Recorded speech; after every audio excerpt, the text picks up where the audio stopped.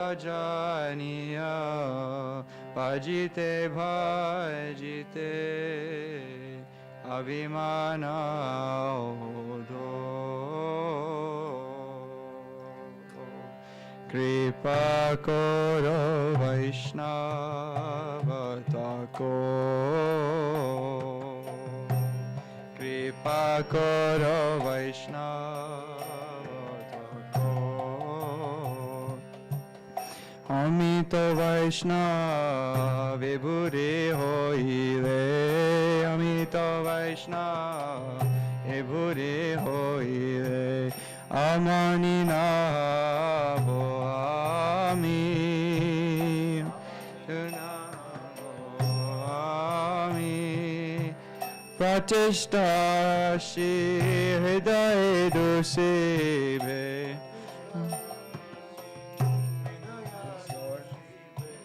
Pratishta Shri Hridaye Dusebe Pratishta Shri Hridaye Dusebe Hoi Bonira Gami Hoi Bonira Gami Tomara Kinka Apane Janivo Kinka Apane Janivo Guru Abhimana Twaji Guru Abhimana Twaji Tomara Uchista Padajala Renu Padajarenu Sada Niskapate Bhaji Sada Niskapate Bhaji Nija Shrestha Jani Uchista Dhane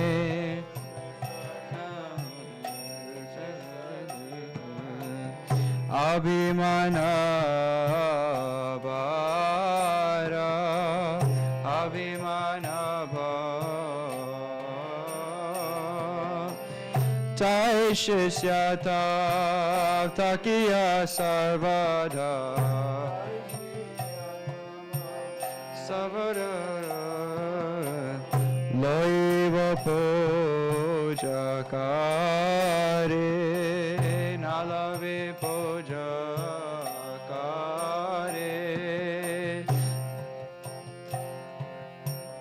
Amani Manada Elo Kirtane Adhikare Dubitu Amani Madha Elo Kirtane Adhikare Dubitu Amani Manada Ilo Kirtane Adhikare Devitu Amani Manada Ilo Kirtane Adhikare Devitu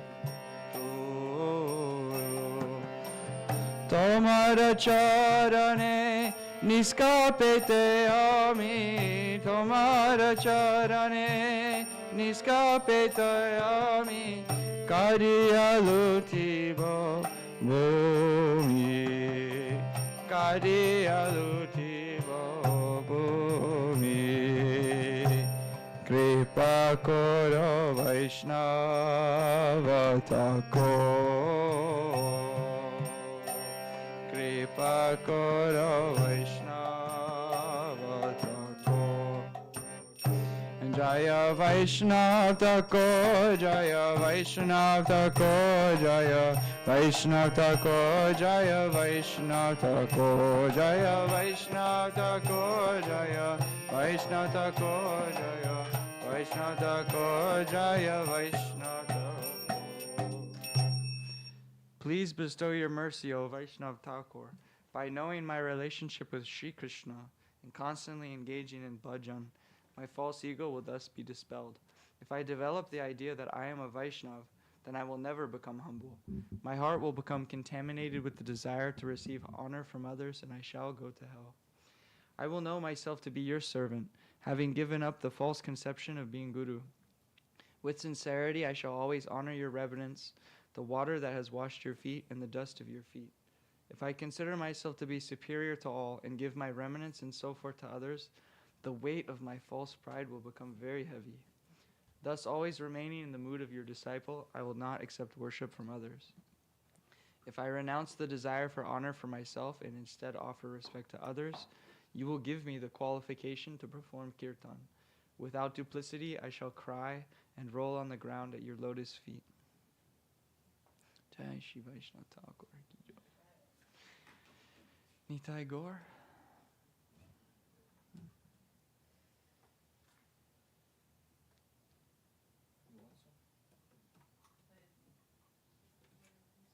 He hasn't sung yet.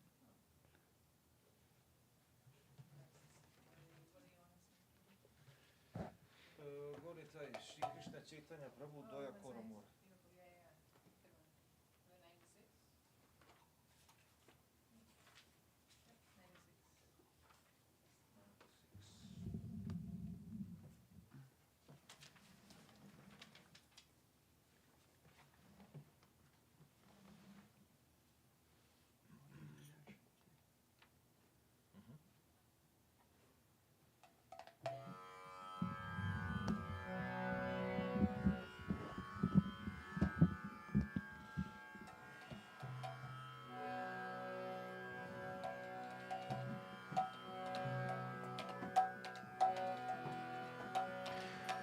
Shri Krishna Chaitanya Chaitanya Prabhu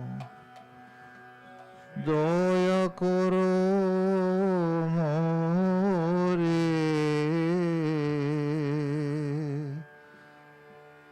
Shri Krishna Chaitanya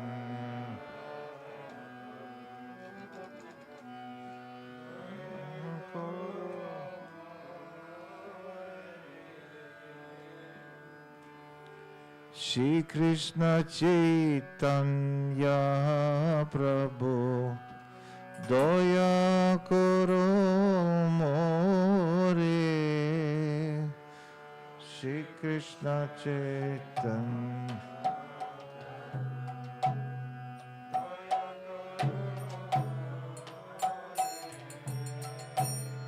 Toma bina ke dayalu jagata samsare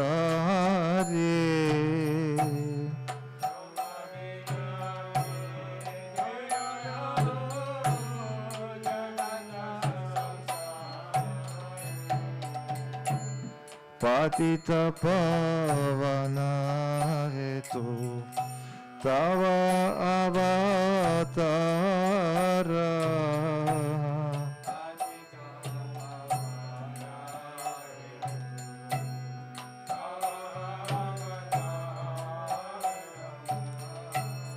Mosamopa Tita Prabhu Nabai Beara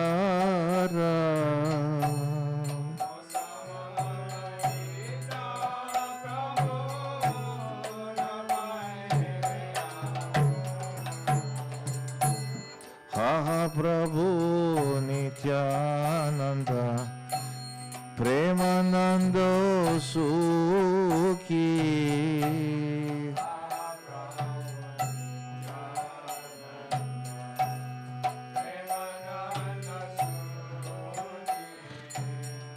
Kripavo Kanakoro Amivado Dukhi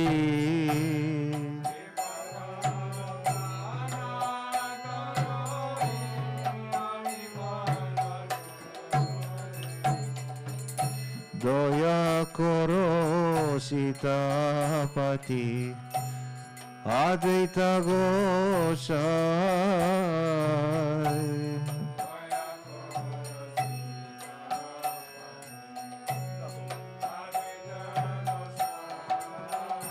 एक बार तावा कृपा कोए पाई चैतन्यानिताय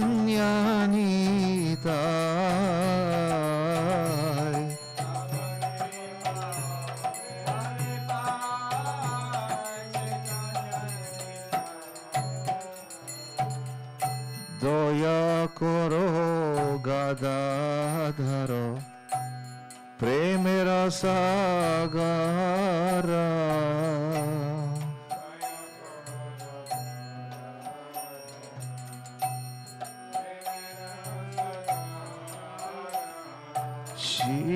শিবাস হরিদাস বলে কৃপা করো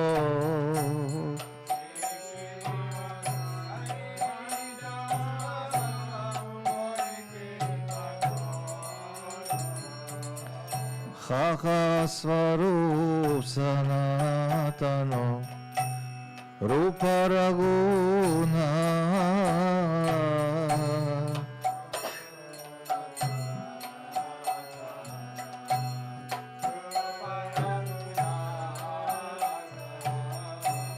Vata Juga Shri Jiva Prabhu Kana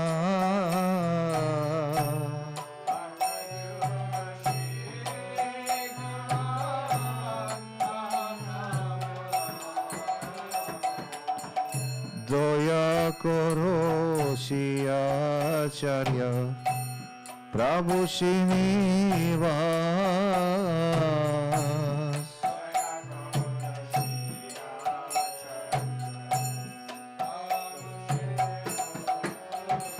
Eka Rama Chandra Sangamage Naroda Moda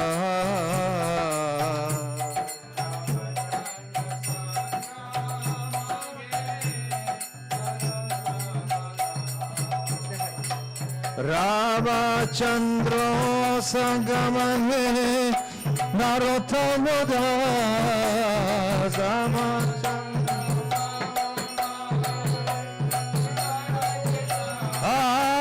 Ram Chandra Sangamage Narottama Das Rama Chandra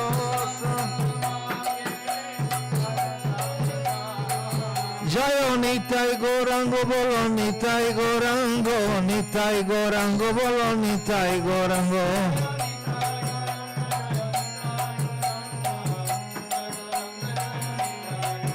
Haribo, Haribo, Haribo, Nitai Gaur, Haribo.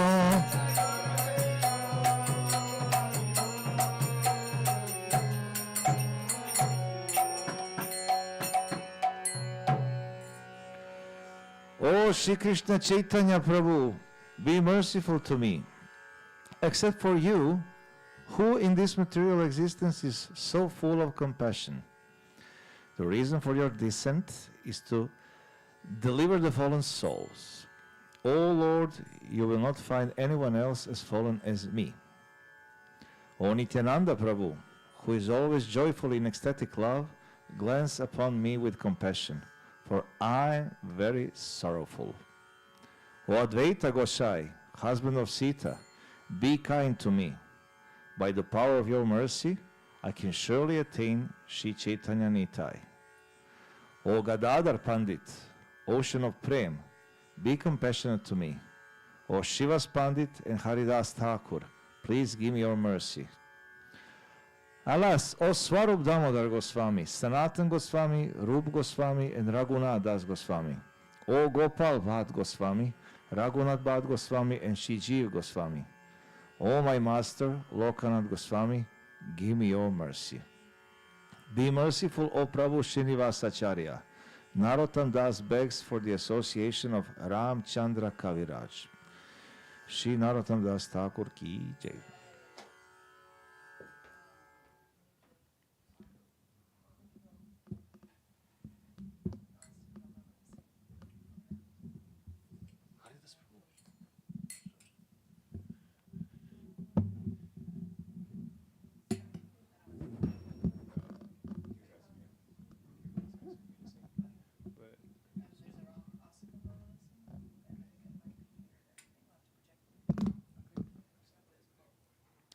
Should I do Radha and Krishna together then, or just do Krishna? Krishna. Page 343.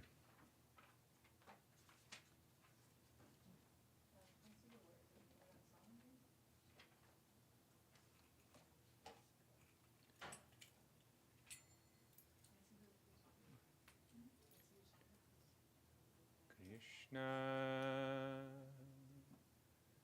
Devam Bhavantam Vande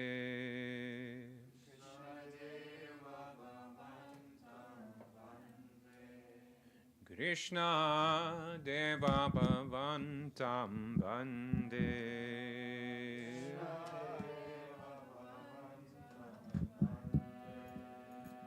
Man Manasa Madhukaram Apayan Nijapada Pankajamakarande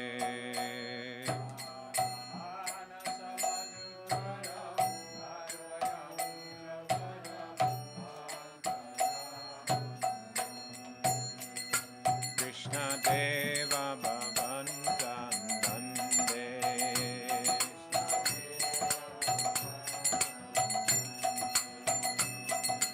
Yariyapi Samadhishu Virinapi Pashyati Natavanaka Gramarichi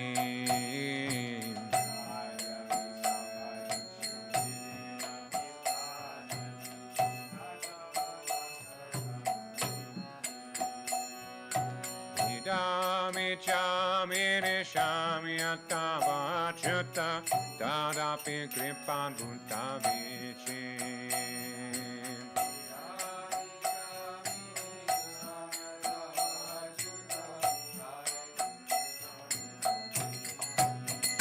Krishna Deva Bhavantam Vande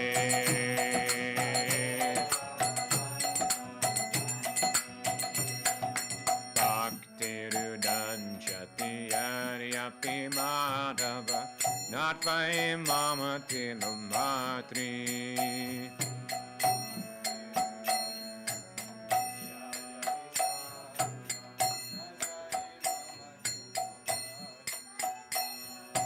Parameshvarata Tadapitavadika Durgata Gata Navidhatri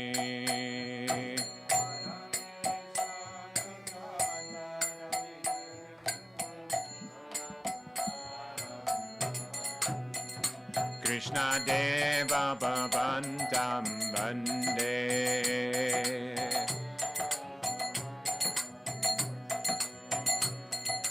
I am Avilolatayarya Sanatana Kanitan Buddha Sampadam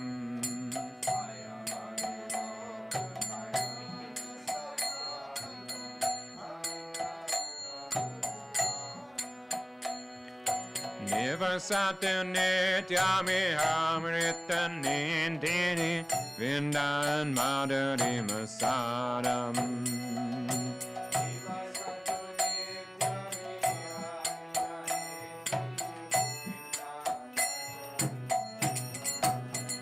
Krishna Deva Bhavantam Vande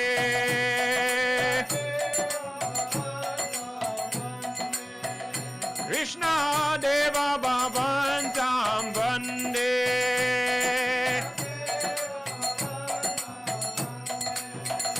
Man Manasa Madhukaram Apayan Nijapara Pankajamakarande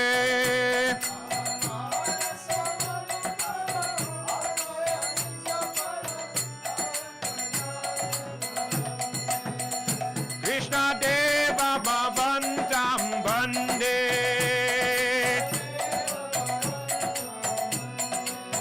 Krishna Deva Bhavantam Vande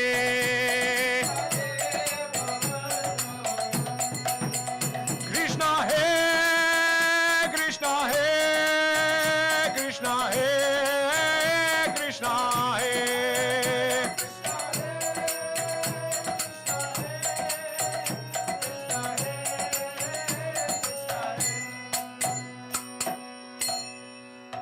Krishna, O Deva, I'm offering a prayer to you.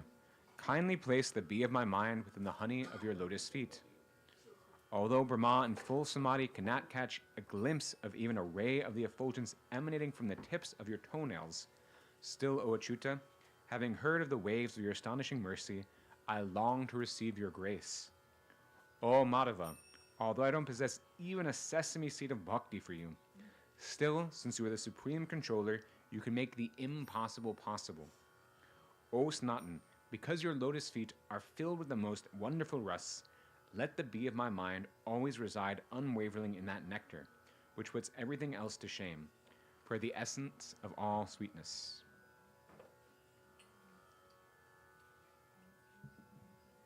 Radhabaj?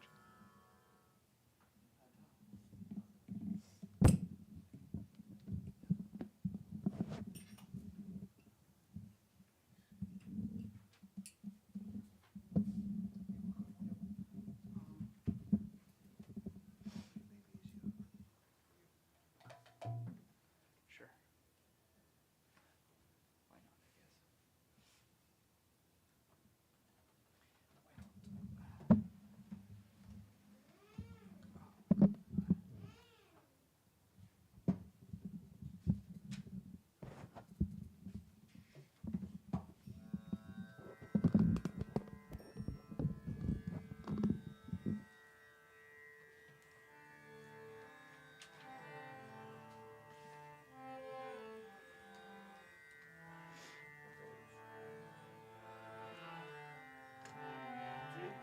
Why not, I guess.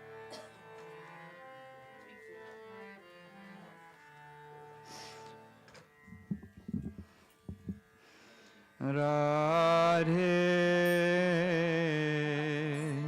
Jaya Jaya Madhava Dhaite Radhe Jaya Jaya Madhava Dhaite Radhe Jaya Jaya Madhava Dhaite Radhe Jaya Jaya Madhava Dhaite Radhe Jaya Jaya Madhava Dhaite Radhe Jaya Jaya Madhava Dhaite Gokula Taruni Mandala Mahite Gokula Taruni Mandala Mahite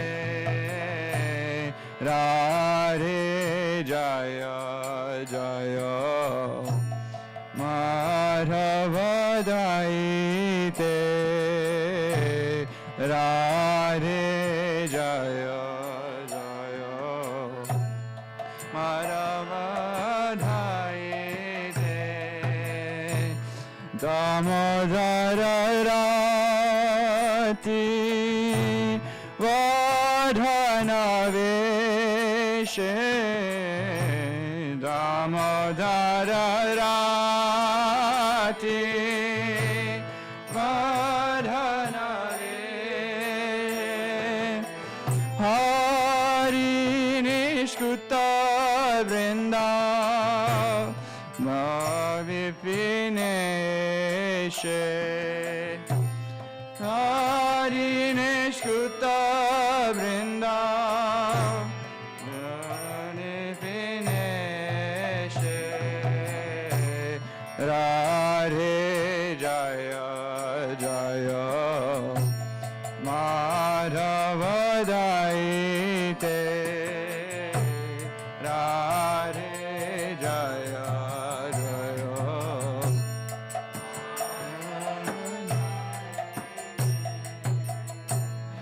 Rishabhanudari Navashashile Kenasa Navashashile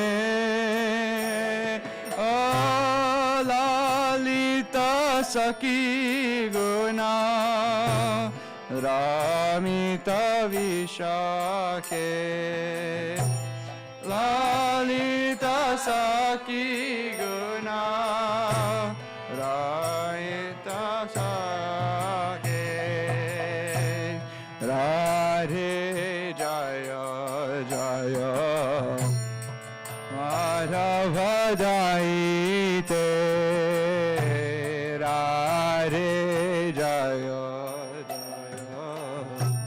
Madhavadaite Karunam Kuru Mai Karuna Bharite Karunam Kuru Mai Karuna Bharite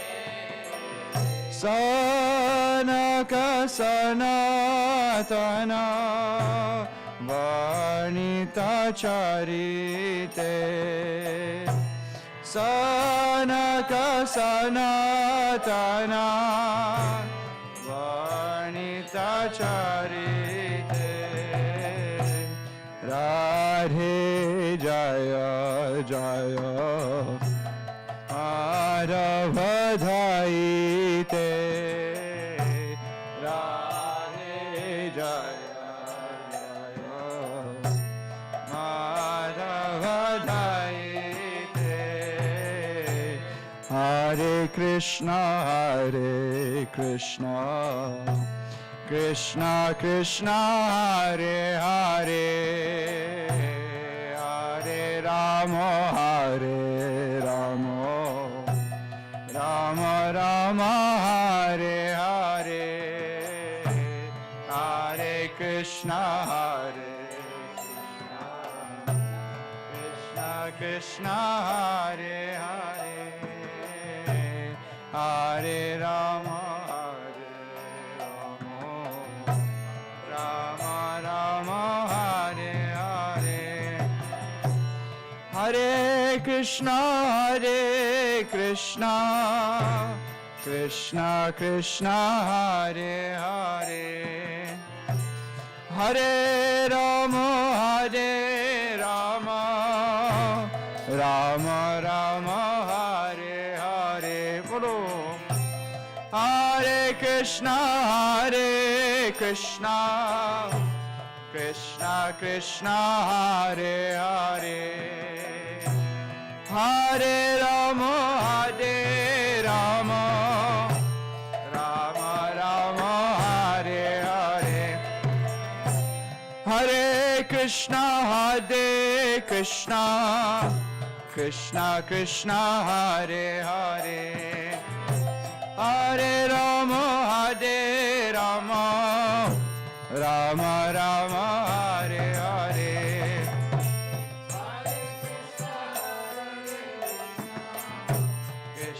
Krishna Hare Hare Hare Rama Rama Jaya Radhe Jaya Radhe Jaya Radhe Jaya Shri Radhe Jaya Radhe Jaya Radhe Jaya Radhe Jaya Radhe Jaya Radhe Jaya Shri Radhe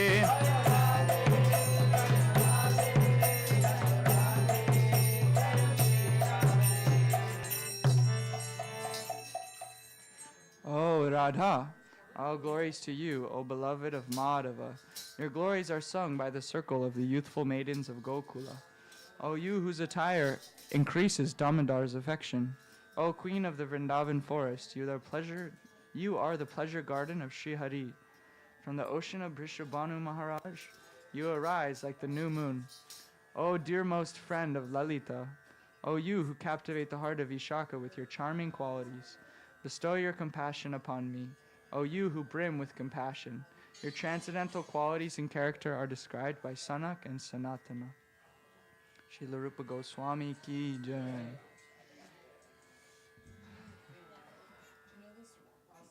Ram Bhajan. Yes, yes. Yeah, I knew you knew it. Okay.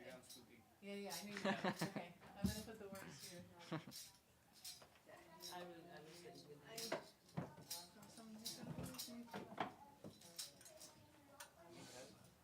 he can do it, yeah. I'm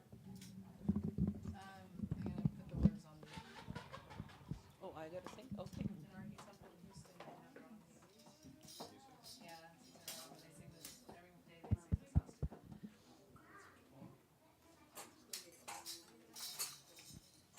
Hermione? Hermione Didi?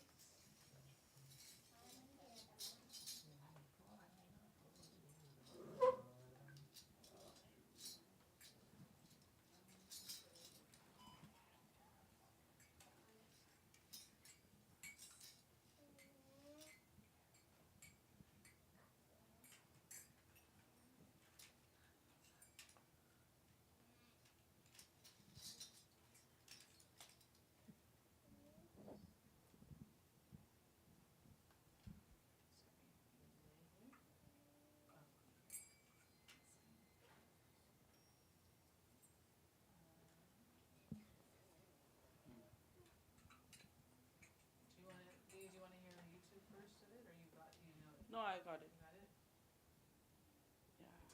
Okay.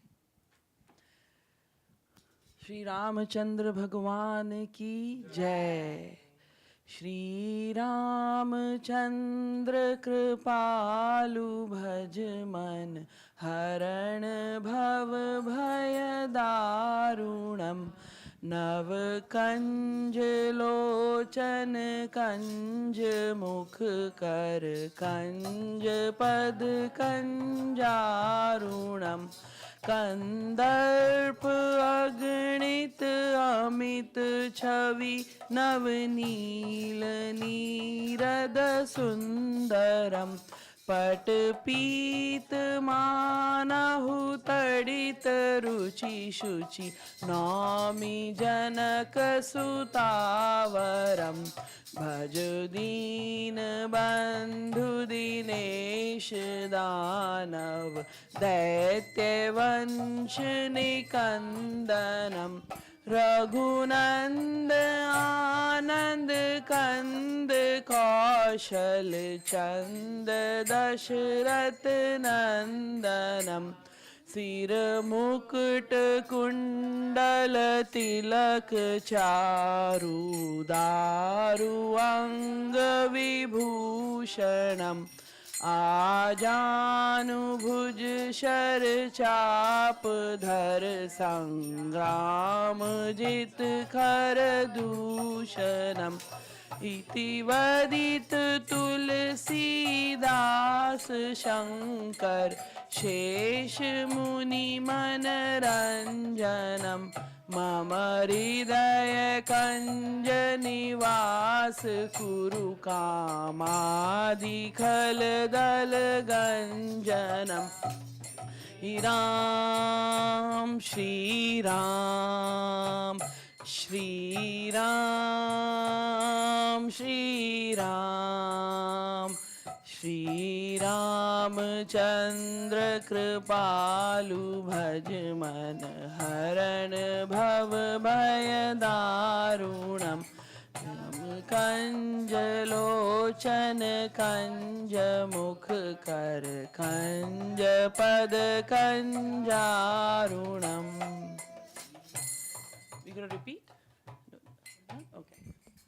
बोलो श्री रामचंद्र भगवान की जय.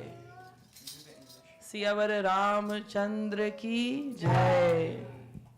O mind, worship compassionate Lord Ramachandra, who removes the terrible fear of death and rebirth.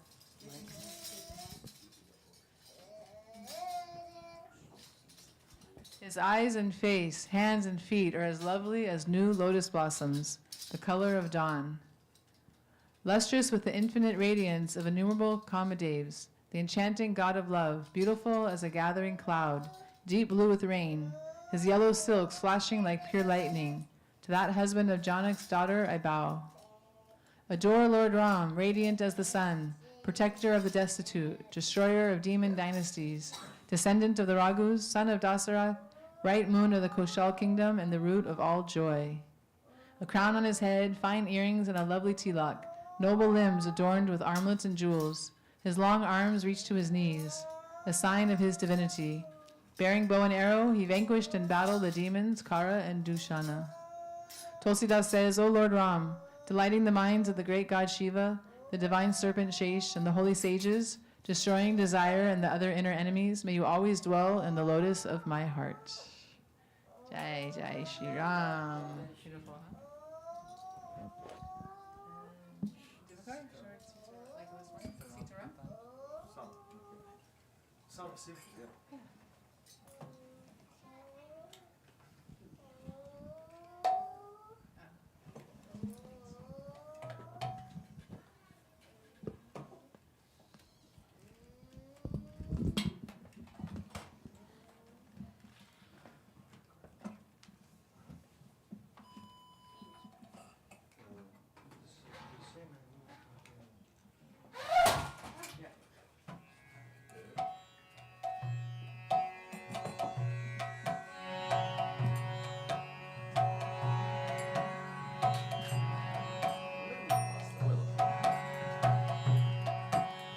Raghupati Raghava Raja Ram Patita Pavana Sitaram. Raghupati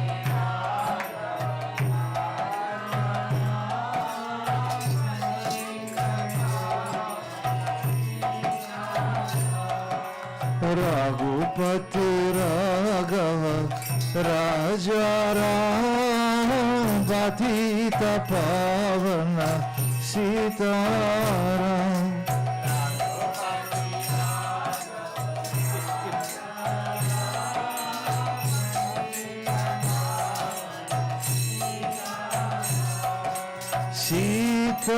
Sitaram, Sitaram, baja pyare tu Sitaram.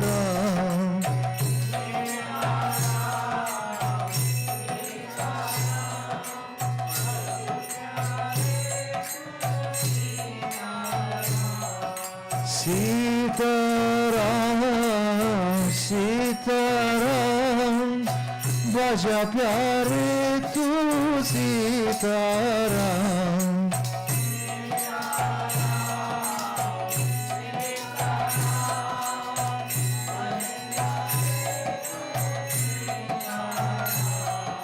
Raghupati Raghava Raja Ram Patita Pavana Sitaram.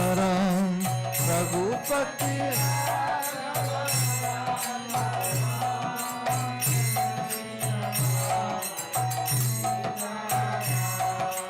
Raghupati Raghava Raja Ram Patita Pavana Sitaram.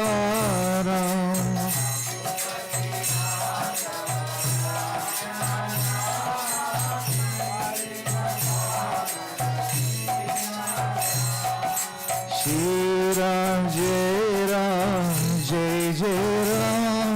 Shri Ram Jai Ram Jai Jai Ram.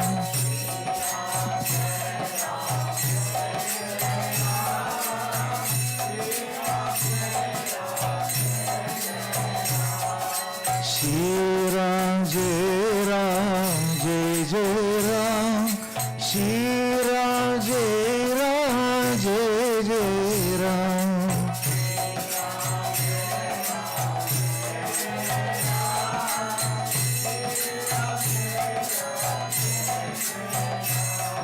Shri Ram, Jai Ram, Jai Jai Ram.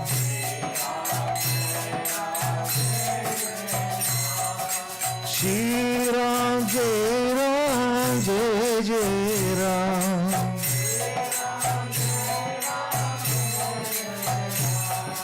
Shri Ram, Jai Ram, Jai Jai Ram.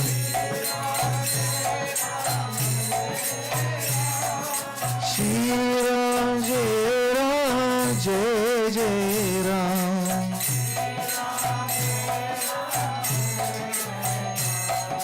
Shri Ram, Jai Ram, Jai Jai Ram.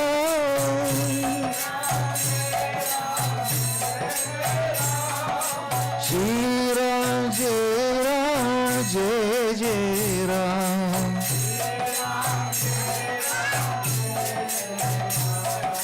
Shri Ram, Jai Ram, Jai Jai Ram.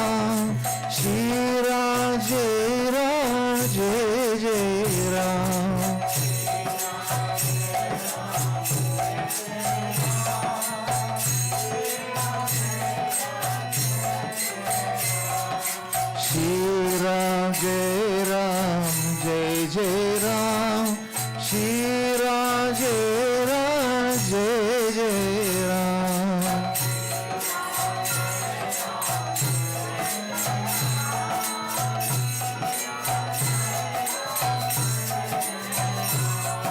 Shri Ram, Jai Ram, Jai Jai Ram. Shri Ram, Jai Ram, Jai Jai Ram.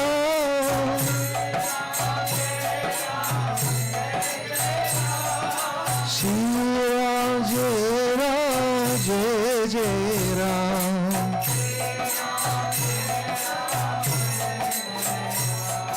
Shri Ram, Jai Ram, Jai Jai Ram.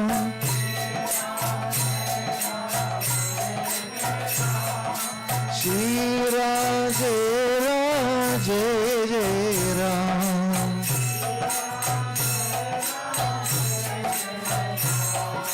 Jai Raghunandana, Jai Siya Ram. Jai Siya Ram, Jai Jai Siya Ram.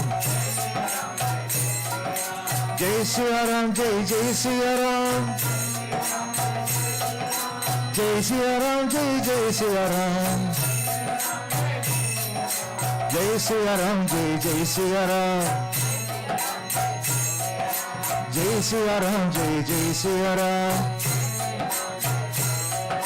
Jai Raghunandana, Jai Siya Ram. Jai Siya Ram, Jai Jai Siya Ram. Jai Siya Ram, Jai Jai Siya Ram. Jai Siya Ram, Jai Jai Siya Ram. Jai Siya Ram, Jai Jai Siya Ram. Jai Siya Ram, Jai Jai Siya Ram. Jai Siya Ram, Jai Jai Siya Ram. Jai Siya Ram, Jai Jai Siya Ram. Jai Siya Ram, Jai Jai Siya Ram. Jai Siya Ram, Jai Jai Siya Ram. Jai Raghunandana, Jai Siya Ram. Jai Siya Ram, Jai Jai Siya Ram. Jai Siya Ram, Jai Jai Siya Ram. Jai Siya Ram, Jai Jai Siya Ram. Jai Siya Ram, Jai Jai Siya Ram. Jai Siya Ram, Jai Jai Siya Ram. Jai Siya Ram, Jai Jai Siya Ram. Jai Siya Ram, Jai Jai Siya Ram. Jai Siya Ram, Jai Jai Siya Ram. Jai Siya Ram, Jai Jai Siya Ram. Jai Siya Ram, Jai Jai Siya Ram. Jai Siya Ram, Jai Jai Siya Ram. Jai Shri Ram, Jai Shri Ram. Jai Shri Ram, Jai Shri Ram. Jai Shri Ram, Jai Shri Ram. Hey, Jai Shri Ram, Jai Shri Ram. Jai Shri Ram, Jai Shri Ram. Jai Shri Ram, Jai Shri Ram. Jai Shri Ram, Jai Shri Ram. Jai Shri Ram, Jai Shri Ram. Jai Shri Ram, Jai Shri Ram. Jai Shri Ram, Jai Shri Ram. Jai Shri Ram, Jai Shri Ram. Jai Shri Ram, Jai Shri Ram. Jai Shri Ram, Jai Shri Ram. Jai Shri Ram, Jai Shri Ram. Shri Rama Navami Mahotsava ki jai. Shri Shri Sita Ram Lakshman Hanuman ji ki jai. Shri Nitai Gaur Premanande. Hari Hari Hari Bol.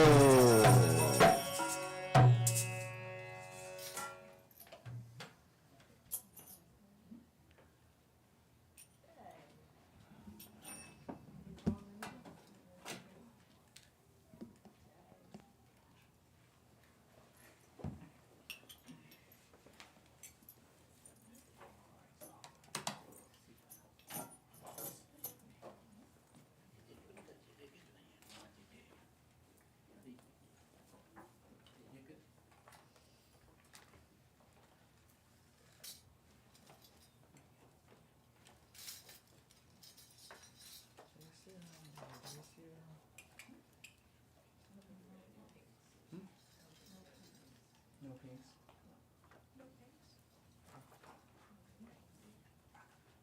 Jnanam timirandasya jnananjana salakaya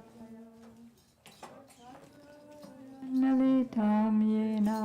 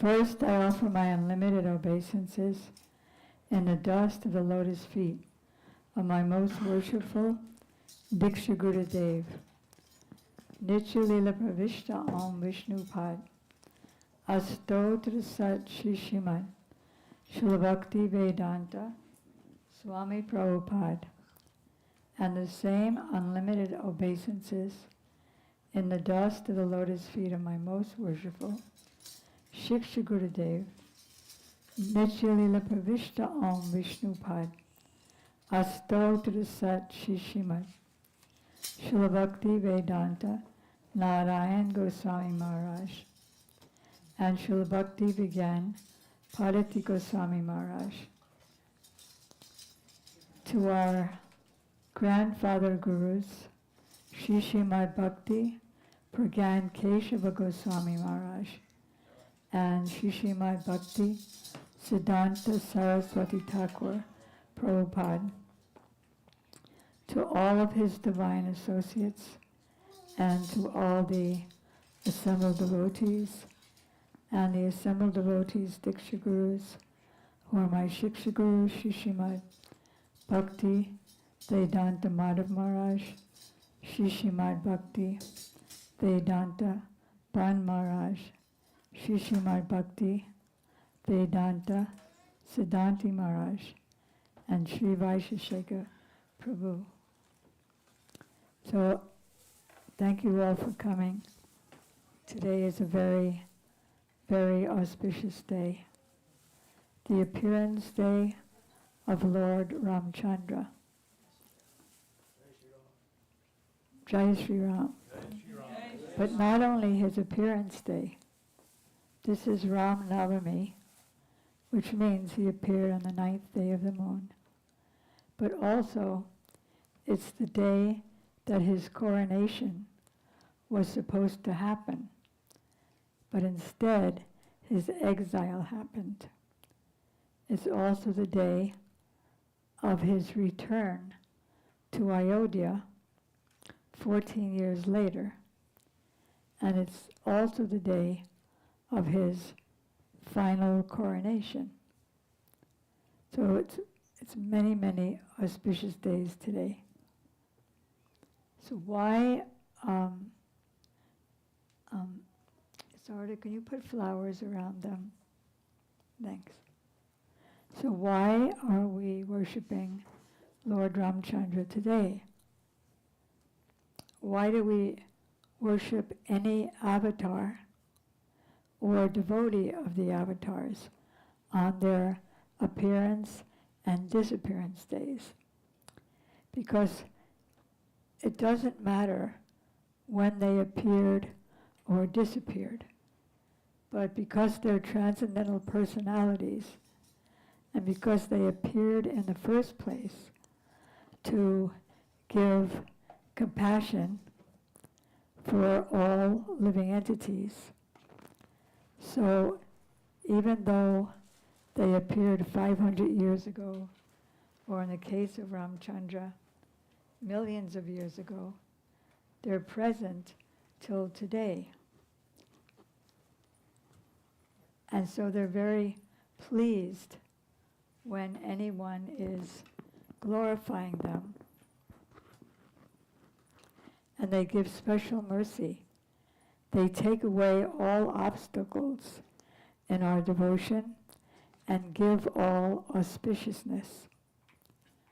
On the contrary, when we neglect to worship them on their appearance or disappearance days, all obstacles come to us and auspiciousness goes away. So we're very fortunate to be worshiping Lord Ram on this day. They're personally here to take away obstacles. So Lord Ramchandra is called Maryada Purushottama, whereas Krishna, the cause of all causes, is, and he says in the Gita, of weapon wielders, I am Ram. It's also stated in the Brahma Samhita, Ramadi Mordisu Kalani Amena Tistan Nanavatara Makarod Bhuvaneshu Kintu Krishna Swayam Samabhava Paramak Pamanajo Govindama Purusham Tamaham Bhajami.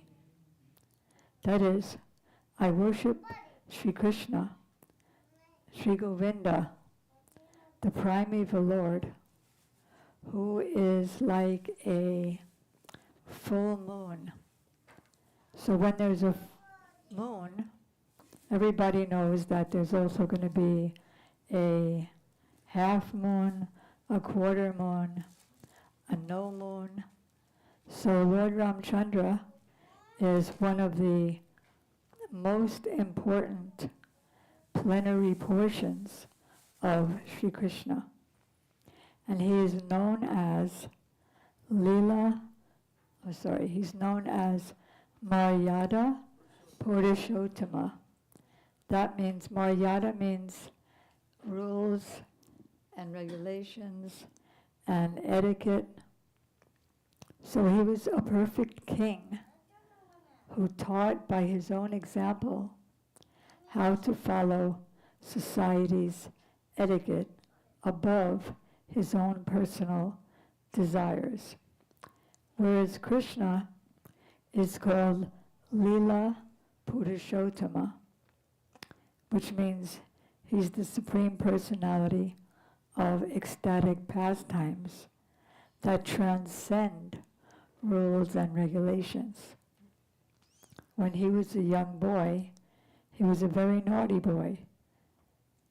And not naughty, not stealing butter and yogurt from neighbors' houses, but stealing hearts, stealing his mother's heart by doing these so-called naughty activities.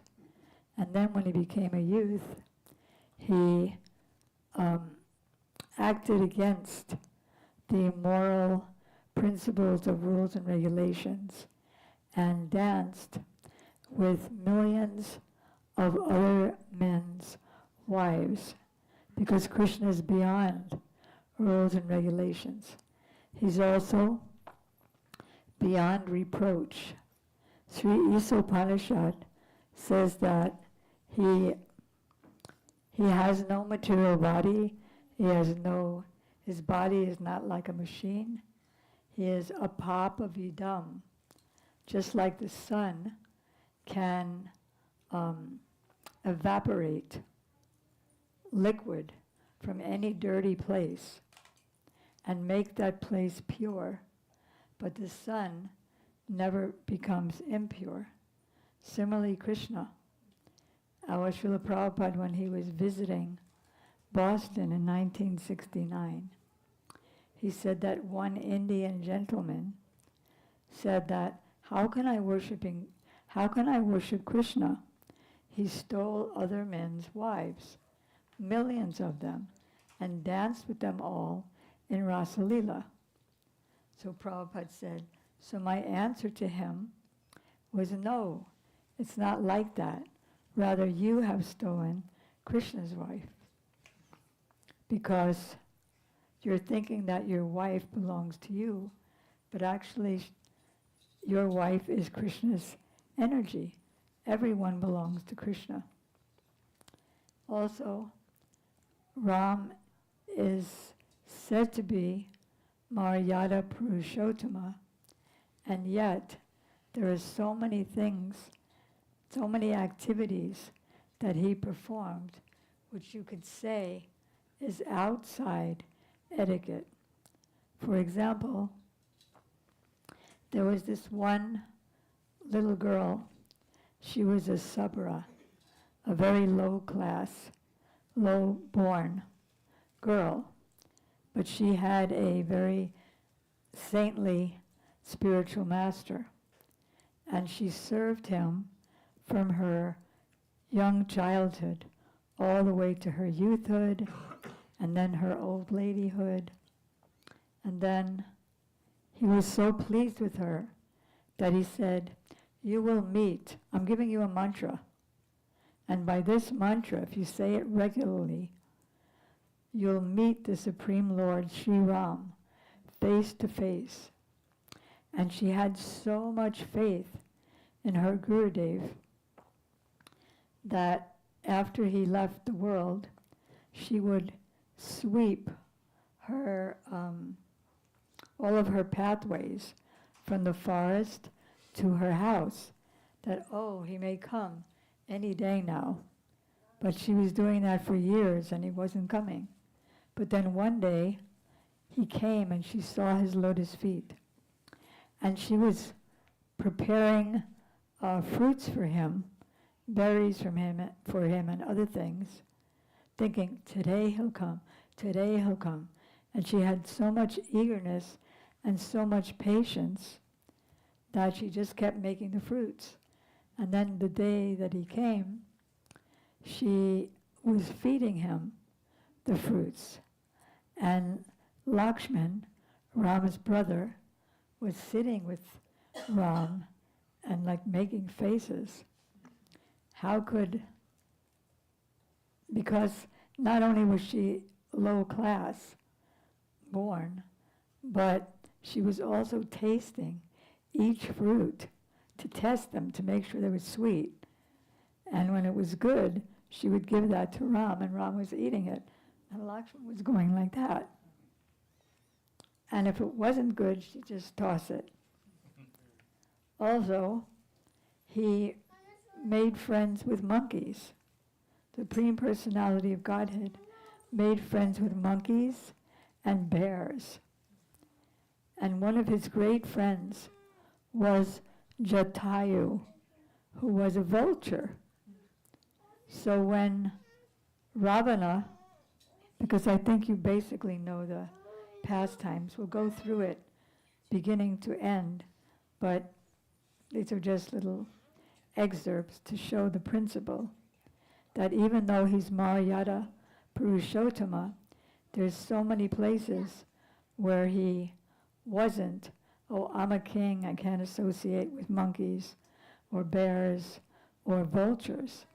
So when Ravana kidnapped Sita and grabbed her, taking her on his flying chariot, Jatayu, that vulture servant of Ram, was slapping Ravana with his wings.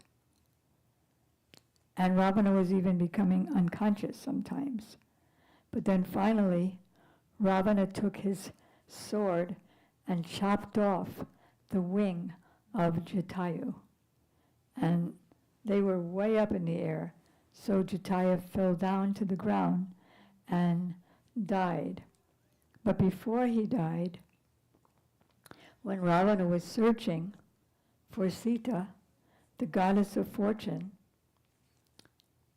he saw Jatayu lying on the ground, and Jatayu, in his last breaths, told Ram what happened, how she was kidnapped by Ravana, and they were flying in that direction. So then Jatayu died, and Ram and Lakshman actually performed his, what do you call it, burial ceremony, and all of his last rites. So very interesting, very compassionate, merciful, supreme Godhead. So let's take it from the beginning, or before the beginning. That is, Ram's father's name was Dasarath. Rat means chariot, and Das means 10. So his chariot was always so fast and so powerful that it was always going in the 10 directions. And he was doing so many wonderful activities for the welfare of his citizens. So he wanted to have, naturally, an heir to the throne. So he wanted to have sons. His first wife was Kaushalya, very beautiful, very chaste, but she couldn't give him a son. So he married again and again and again. And then he had 360 wives, but none of them could give him a son. So he was worried. But one day, he was out on a hunting expedition, and he was traveling here and there, different villages, and he passed by the village of his friend Kaikai, who was the king of the kingdom known as Kaikai. And so, as soon as he arrived, Kaikai, his old friend, welcomed him and said, "You must stay here for the night, and I'll give you all kinds of services." So he engaged his beautiful young daughter, Kaikai, in serving him, cooking for him, doing everything for his comfort. And Dasarath Maharaj was so pleased with her service that the next morning, before leaving, he said, I'm very pleased with the activities of your daughter. I want to marry her. So if it's all right with you, I'll take her back to my kingdom. So he said, that's not possible, because I took a vow that I'll only marry my daughter to that king whose son begotten in her womb will be the next king. And you already have 360 wives, so surely one of them will give you a son, and there'll be a senior wife, a senior son, so they'll get to be the next king. So Dasarath Maharaj laughed, and he said, no, they haven't given me a son at all. So if your daughter can give me a son, surely he'll be the king. So Kaikai agreed. They performed the marriage ceremony, and then Dasarath Maharaj brought her home. But one day, he was called by the demigods to fight against the demons. So he went to heaven with his wife, Kaikai, and she was so, not only so beautiful, tender, chaste, but she was also very strong, very powerful. And so the axle of Maharaj Dasaratha's wheel broke, and so his chariot couldn't move. So she picked up the axle in her own hands and made the chariot go. So Dasarath said, I'm so grateful to you. You saved my life. So I want to give you any boon. She said, boon? What is this? I'm your wife. I'm your servant. I'm yours. I don't need any boon. But since he kept insisting, she said, okay, I'll ask for those 2 boons later when the need comes. So then everything went along wonderfully. Still no sons. So Dasarath Maharaj was worried. So he arranged with his family's priest and spiritual master, Vasistha Muni, to perform a putra sacrifice, a sacrifice for getting the son. And so they performed this fire sacrifice, and Agni Dev, who is the personification or god of fire, came out of the fire, and he gave Dasarath Maharaj a bowl of sweet rice, and he said, whichever of your queens eats this sweet rice, they'll definitely get a son. So he gave half to his senior queen, Kaushalya, and half to Kaikai, because after all, he made a promise. And so the third, those are the 2 most prominent queens. And the third most prominent queen was Sumitra. So Kaushalya and Kaikai each gave half of their sweet rice to Sumitra. So that means that Kaushalya and Kaikai each had a quarter, and Sumitra had 2 quarters. So soon they all gave birth to sons. Ram first, and then Bharat to Kaikai.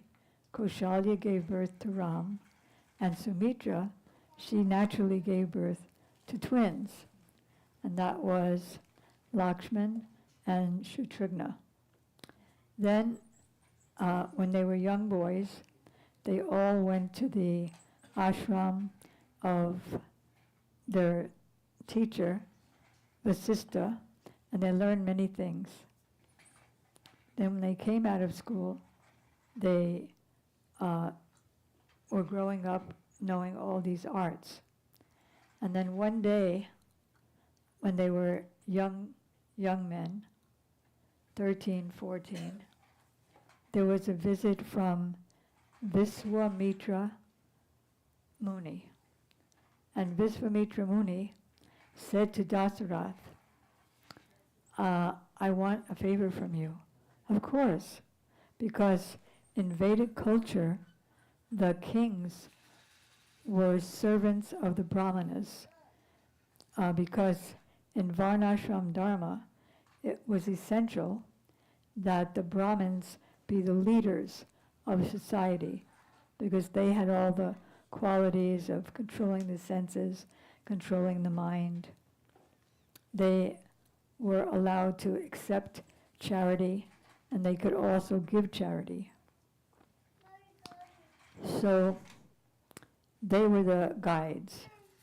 And the Kshatriyas, who were the arms, they took instructions on how to rule. So he said, of course, what do you want? I want your son Ram. Because, Ram and Lakshman, because we sages in the forest are trying to do sacrifices. But alas, the demons are there, like Subahu and Trishir, and they're throwing from the skies, they're throwing stool and pus and bones, and whereas we're making a sacrifice, which has to be very pure for the benefit of the world's population, they're contaminating everything. So I want your sons to help me to destroy these demons. So Dasarath felt that he was asking for his own life because Ram was his life and soul. So he said, I can't. I'll tell you what, you could have my whole army instead, and I'll go there, and my army will go there, and we'll kill all the demons. So Viswamitra said, no, only Ram can do it. So then Vasistha was also there, Vasistha Muni, and he told Dasarath, no, definitely do it, because Ram is going to learn so many things from Viswamitra. He'll learn archery, he'll get all the powers, he'll learn all the mantras, he'll get all the magic weapons. So it's better for him, better for everyone. So then Dasarath finally agreed with a very weeping, heavy heart, and Ram and Lakshman went with Viswamitra Muni.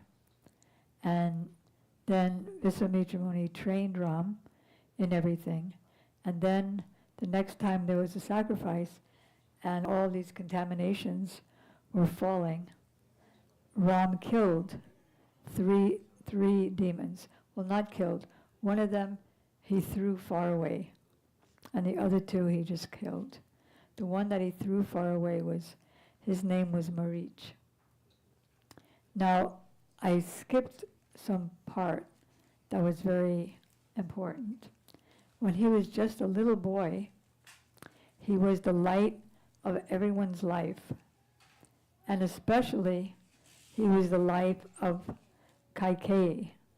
Even though her son was Bharat, she loved Ram much more than she loved Bharat. And so, knowing that she would do anything for him, he said, Mother, he sat on her lap and said, Mother, I want one favor from you. What? I would give you my life. Anything you want, I'll do that for you. Well, when it's the day of my coronation, I want you to use the two boons that you got the potentiality of using from my father, and one, I want you to take the boon of sending me to the forest and having Bharat be the next king. And that's what absolutely had to be, because that was a promise which Dasarath Maharaj made and forgot. Number one, Ram was the oldest, and number two, all the citizens loved Ram so much. If Ram was around, nobody would have paid any attention or accepted Bharat. So she said, absolutely not. She fainted, she wept. Absolutely, I'm not going to do that. Well, if you don't do it, then the purpose of my incarnation won't be fulfilled. I won't be able to protect all the citizens from the demons, and I won't be able to kill the demons. And they're way out there in the forest. So it's essential for me to leave my kingdom, Ayodhya. And so this would be the excuse. I always wondered for so many years, when I was hearing in the 60s and 70s, that when Kaikeyi said, you're going to the forest for 14 years and my son is going to be the king, and Dasarath supported her.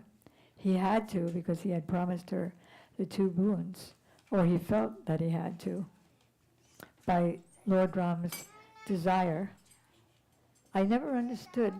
I thought, well, maybe Ram just has very controlled senses and he's not attached to anything.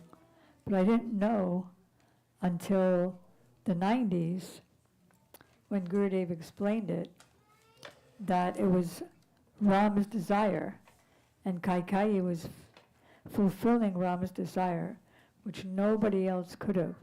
She was the most surrendered and loved Ram the most. And therefore, no one else could have done what she did, which is she didn't mind being hated by everyone in the universe. Till today, nobody will name their son or daughter Kaikeyi. It was a forbidden name. Even her own son rejected her. Everyone in the kingdom rejected her. Her son Bharat wasn't there when all this happened, when she sent Ram to the forest, when Dasarath was so much in pain, feeling separation, that he died on that same day or the next day.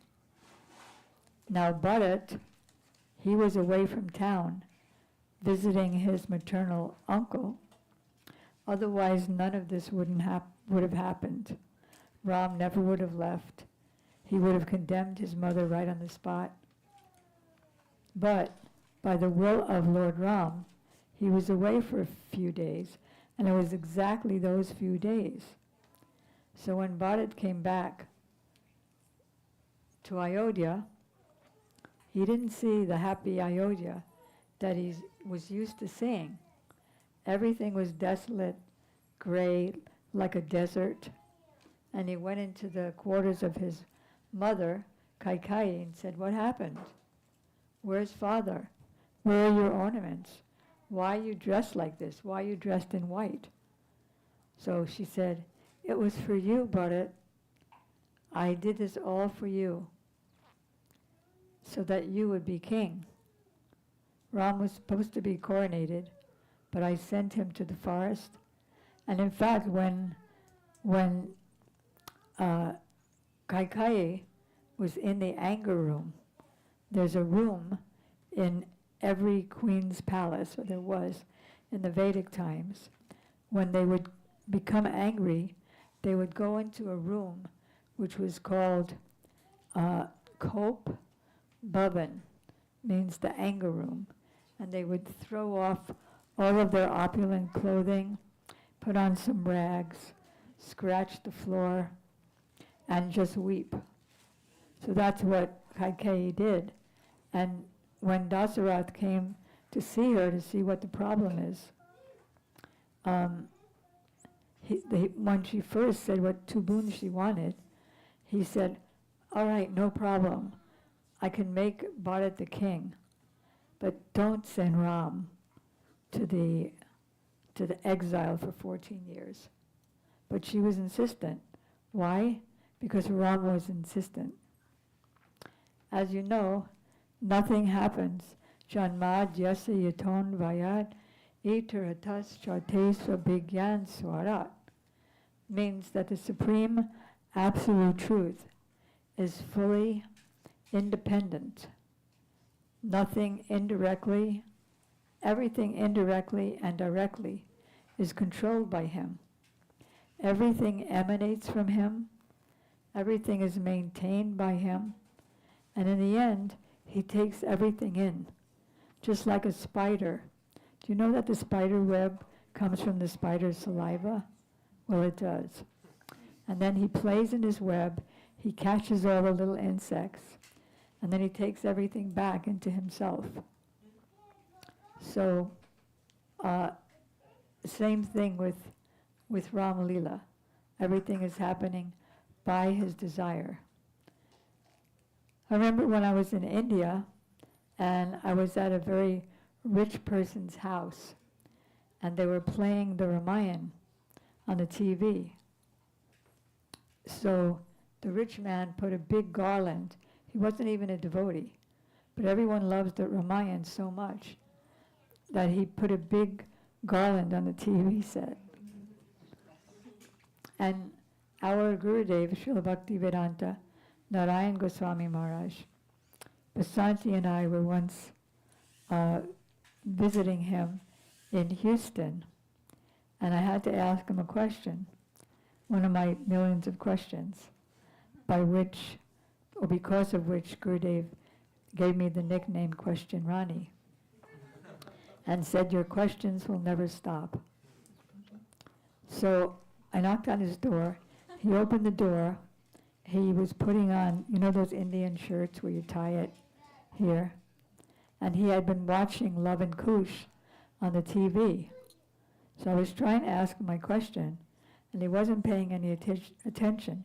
He just kept saying, Love and Kush, Love and Kush. And Gurudev had a disciple named Janaki, and she, before she took initiation from Gurudev, she was a devotee of Ram. And she couldn't accept Krishna, so Gurudev met with her personally and said, I was also attached to Ram, but Ram turned me over to Krishna, and I pray also that that will happen to you, which it did, of course. Shri Shri Radharaman Bihari Ji Ki Jai. So after Kaikeyi made that promise to Ram when he was a little boy, she forgot about it, otherwise she wouldn't have been able to live with herself. She forgot about it. But on the day of Ram's, or the day before Ram's coronation, her maidservant named Mantra, who was also under the influence of Ram, she came into Kaikeyi's room, and Kaikeyi was dancing around the room. She was so overjoyed. Why are you overjoyed? Because Ram is going to be coronated tomorrow. What? You foolish woman. Don't you realize what's going to happen?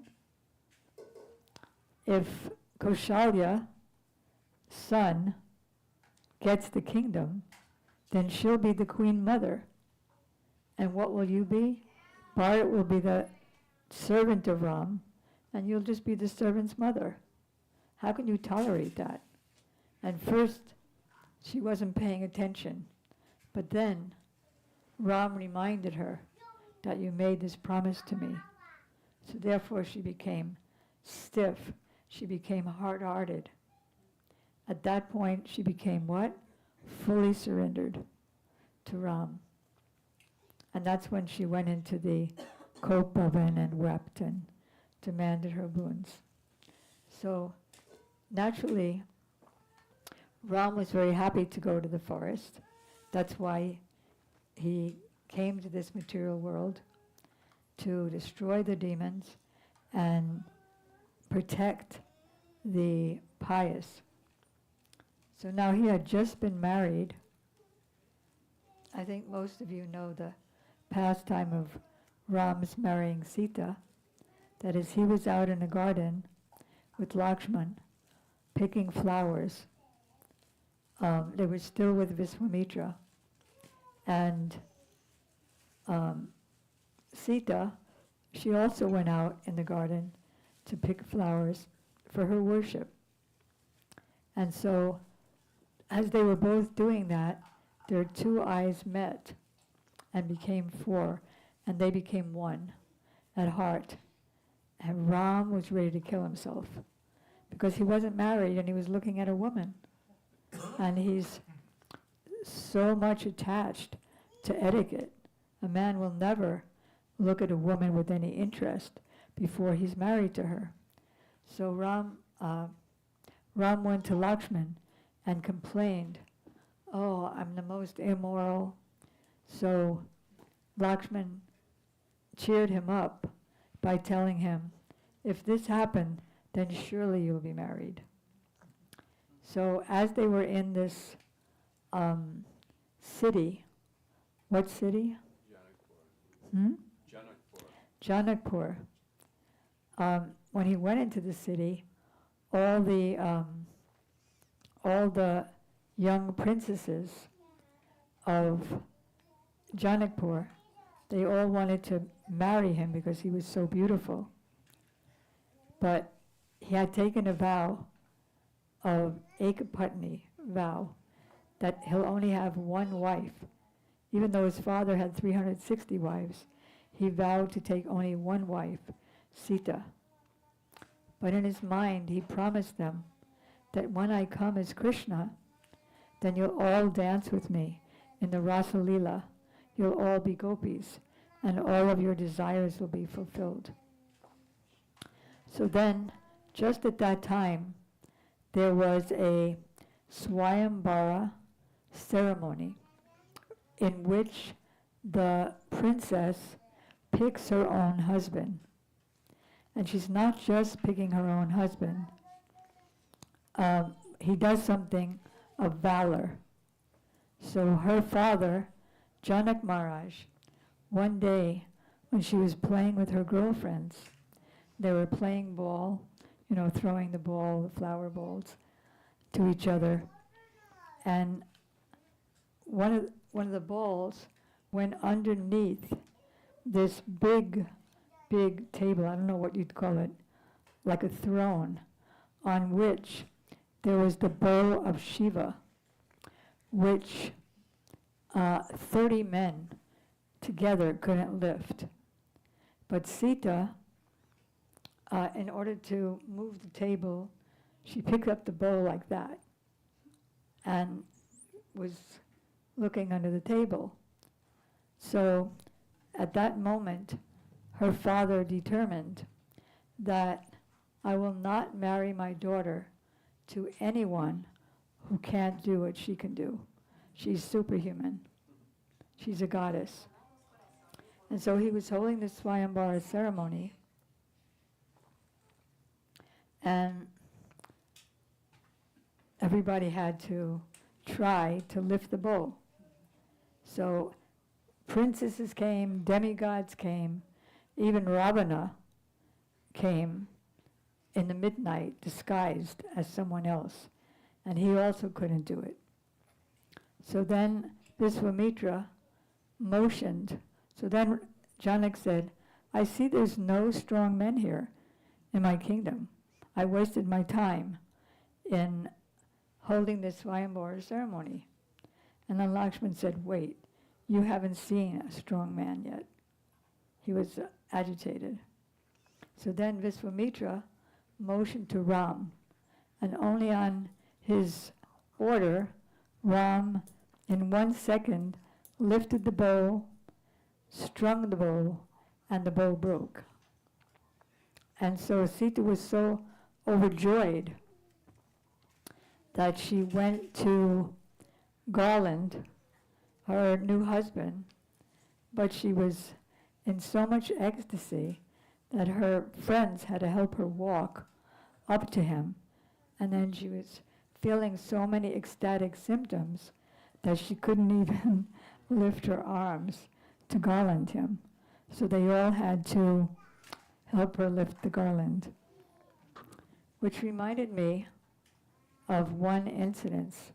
Now, I haven't thought about that incident for, I think, years, and I'm just remembering it right now because it's in relation to Ram.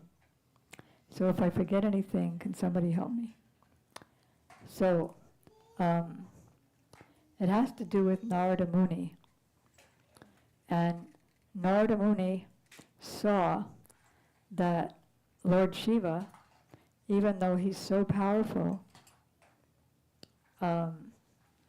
he was powerful. And so Cupid was trying to get him to become attracted, lusty. And he didn't become lusty, but he became angry, and he burnt Cupid to ashes. And then Narada was thinking, yeah, I don't even have to do that. I'm just completely not disturbed. So he told Lord Shiva, and Lord Shiva said, oh, very good, excellent. But whatever you do, don't tell Vishnu, Lord Vishnu. It was another plenary expansion of Krishna. He said, okay. Then he told Brahma. Brahma said the same thing. Great, but don't tell Lord Vishnu. So what did he do? He told Lord Vishnu out of pride. He was so proud that he knew that he could not be at all affected by Cupid. And so Lord Vishnu saw that he had what he called piles. You know what piles are? It's really a terrible disease. So he thought, I need to perform an operation on him to get rid of his pride. So he said, oh, very good, very good. And so Narada was, as you know, he flying through the skyways, and all of a sudden he became curious to go to this one place. And in this one place, what happened? In this one place, he saw Sita. Sita? Yes. And he said, I want to see, he said to her father, I want to see your daughter's hand. I tell the future.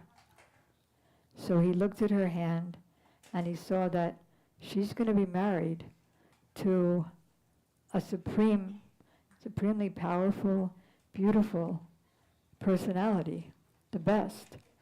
So he thought, well, maybe I could marry her and then that would be me. Because he was already so proud he wasn't thinking properly. So he went to her Swayamvar ceremony. And he was standing there because she was walking past. Let's see. She was walking past everybody, and then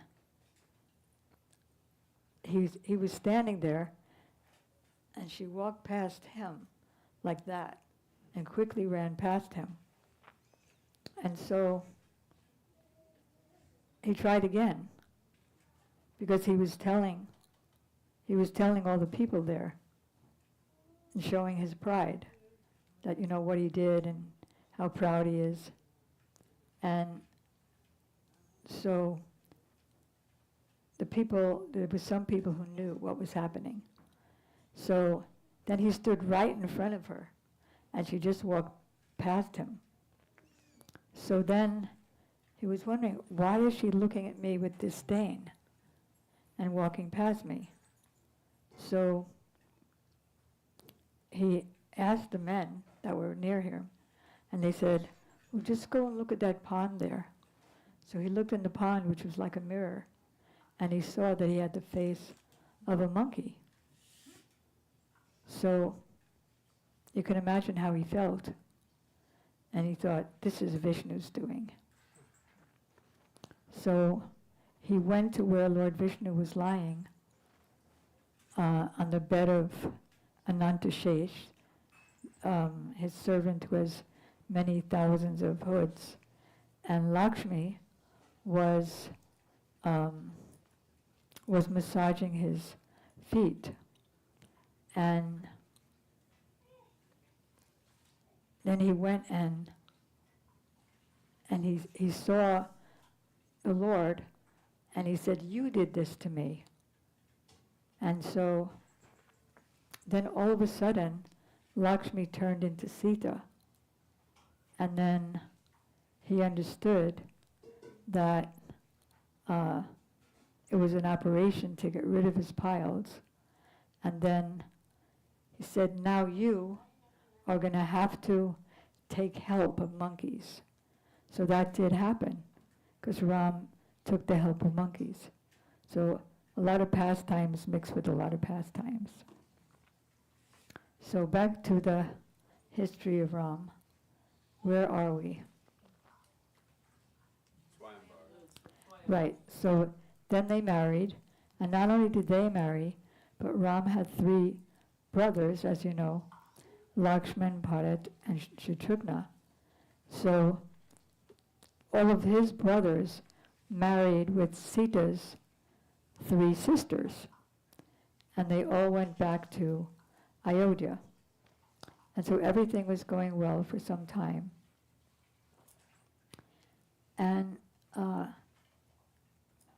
everything was going well, and then what happened? All of a sudden, what happened? I forgot. What happened? Right, that's when he was cursed to be exiled. And so Rama was very happy to go to the forest. But Sita was insisting that she go with him. And he said, no, you don't understand what it's going to be like there. There's all kinds of insects, scorpions, snakes, wolves, all kinds of ferocious animals. You won't be safe in the forest. So she said, I'm not going to be safe here because it's all desolate here. There's nothing. My life is empty if I'm not with you. And Lakshman also insisted on going to serve Ram in the forest. So finally, Ram agreed, and they all left. The first place they were going to was Chitrakoot.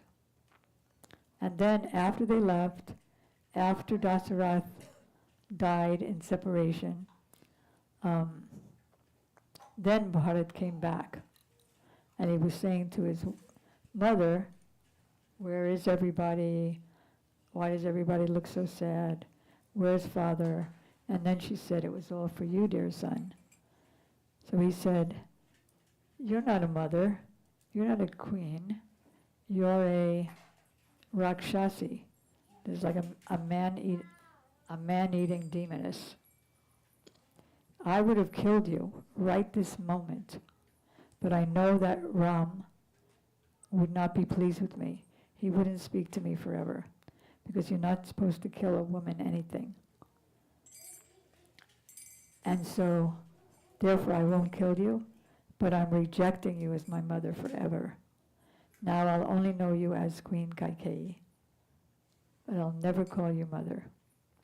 And then Shatrughna, he was also there at the maternal uncle's house, and he came back, and when he found what happened, he, and that it was Mantra who convinced her, ostensibly, externally. So he took Mantra and he dragged her all over the place and was beating her. But then Bharat said Ram wouldn't be pleased if you killed her. So she was screaming bloody murder, getting beaten like that. And so then Bharat said, there's no way that I'm going to accept this kingdom. The kingdom belongs to Ram. So he petitioned his whole kingdom, the whole kingdom of Ayodhya, to go with him to Chitrakoot and beg Ram to return to the kingdom. So that's what happened. So he kept begging in Chitrakoot, he was begging everyone, Ram's mother, everyone, to please convince Ram to come back. And they all said, when Ram is determined, nobody can convince him otherwise. So then finally it was decided that there was going to be a meeting, and the now head of the whole family, Janak Maharaj, was going to be the mediator, and Bharat was going to put forth his reasons for Ram to come back to the kingdom, and Ram was going to put forth his reasons for why he can't come back.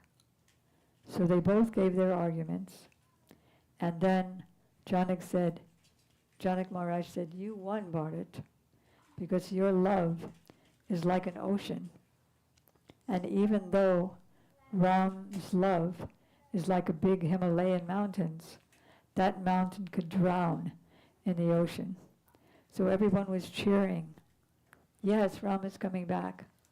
But then Janak Maharaj said, but I want to make you aware of one thing,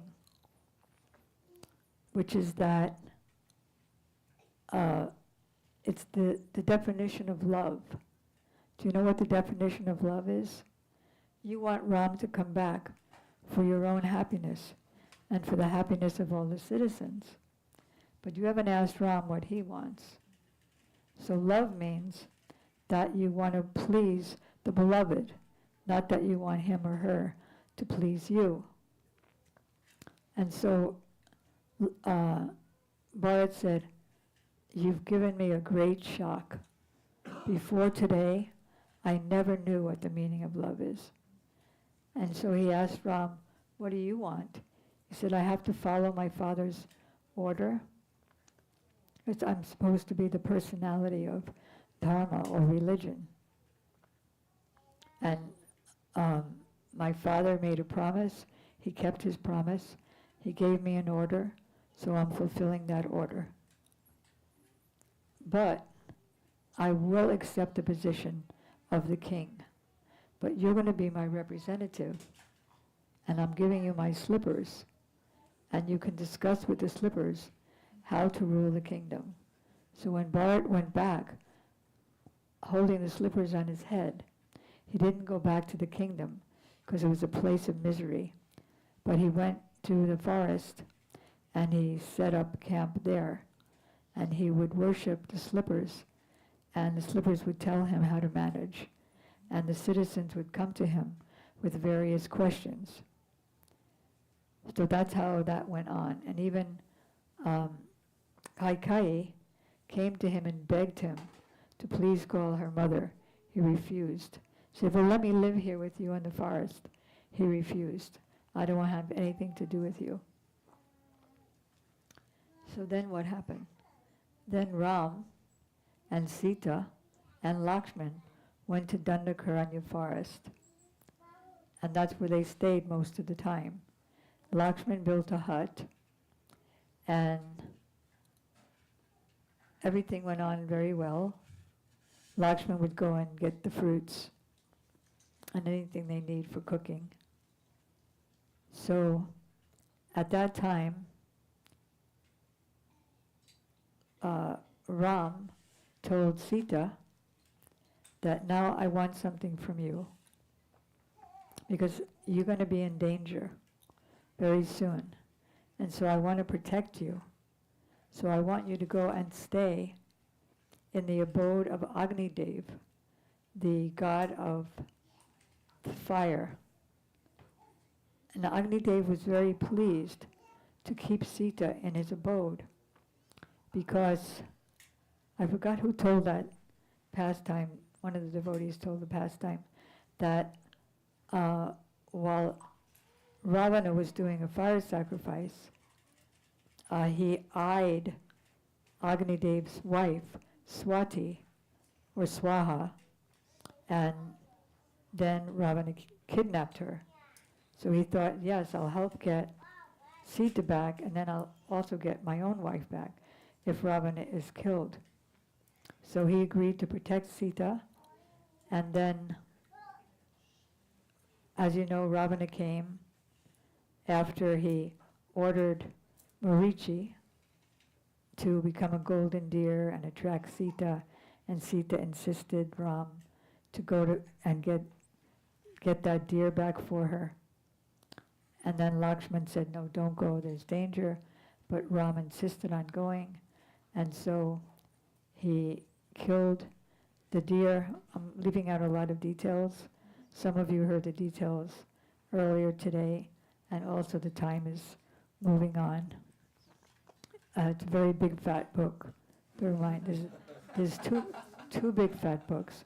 One is Valmiki Ramayan, and one is Tulsidas. But Tulsidas's book is not called Ramayan. The Ramayan is Valmiki's Ramayan. But his is called Always Thinking of Ram, or Ram Charita Manasa. Always thinking of the pastimes and character of Ram. So Ram killed Marich.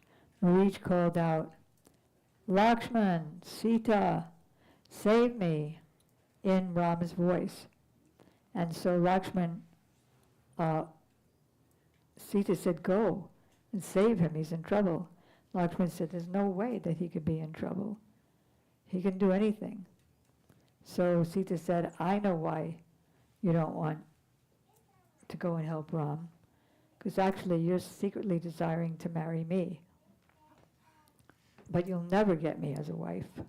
And so Lakshman was so insulted because he was so chaste and faithful to Ram. He would never look beyond or above Sita's ankles. So he could only see her ankle belts, but he couldn't see anything above that. He said, okay, I'm going, but I'm making a protective ring for you. Don't go beyond it. So as you know, Ravana came dressed as a sannyasi, and by trick he got her to walk out of the protective ring. He couldn't come in it, because as soon as he tried to come in, it turned into fire. So she had to come out. He was calling out, Bhiksham Dehi, give me some alms, give me some alms. So then she said, I'm sorry, I can't go out. He said, if you don't go out, I will destroy Ram and his whole family and his whole dynasty. So she was afraid, so she stepped out, so we kidnapped her. So Jatayu tried to save her. Jatayu was killed. And as soon as this happened, you know how, like when you make a mistake, you don't make a mistake. You don't realize you make a mistake when you make it. You know what I mean? But you realize it later, and then you repent. So after she was kidnapped, she said, this is all because I offended Lakshman. And then she took her ankle bell and threw it from his airplane to the ground. That I hope Ram sees this. So then Ravana took her to Lanka, which is his abode. And he already had a harem of so many women, but he still sold Sita because Surpanaksha, thank you, was disfigured by Lakshman when she went to attack Sita, because she thought that Sita was the cause of Ram not wanting to marry her in the forest. So she went to Ravana and she said, you know, I was trying to get Sita for you because she's the most beautiful woman I've ever met.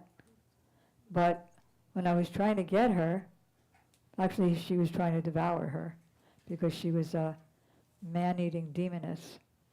But she had taken a beautiful form to hopefully allure Ram, who wasn't allured at all.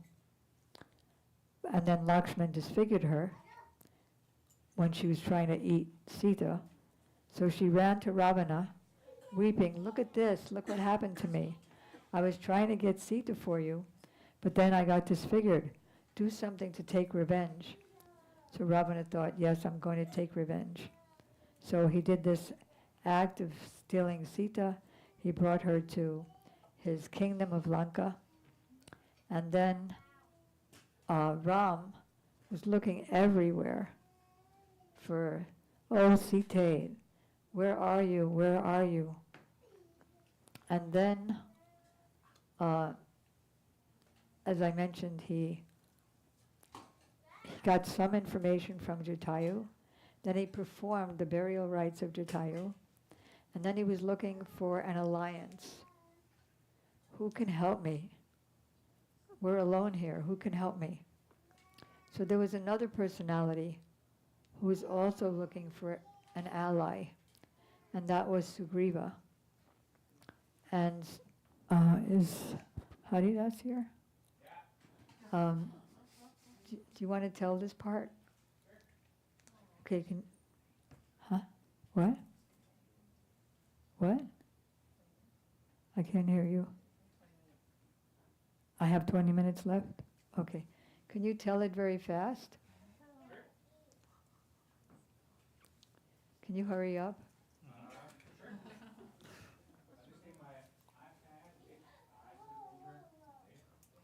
Are you going to tell the part? Are you going to tell the part about how he tested Ram to see if he would be a good, strong ally? Okay. Oh, Mahaprabhu? Yeah. Great. Om Agyanatimirandasya. Would you mind That's turning? great, thank you.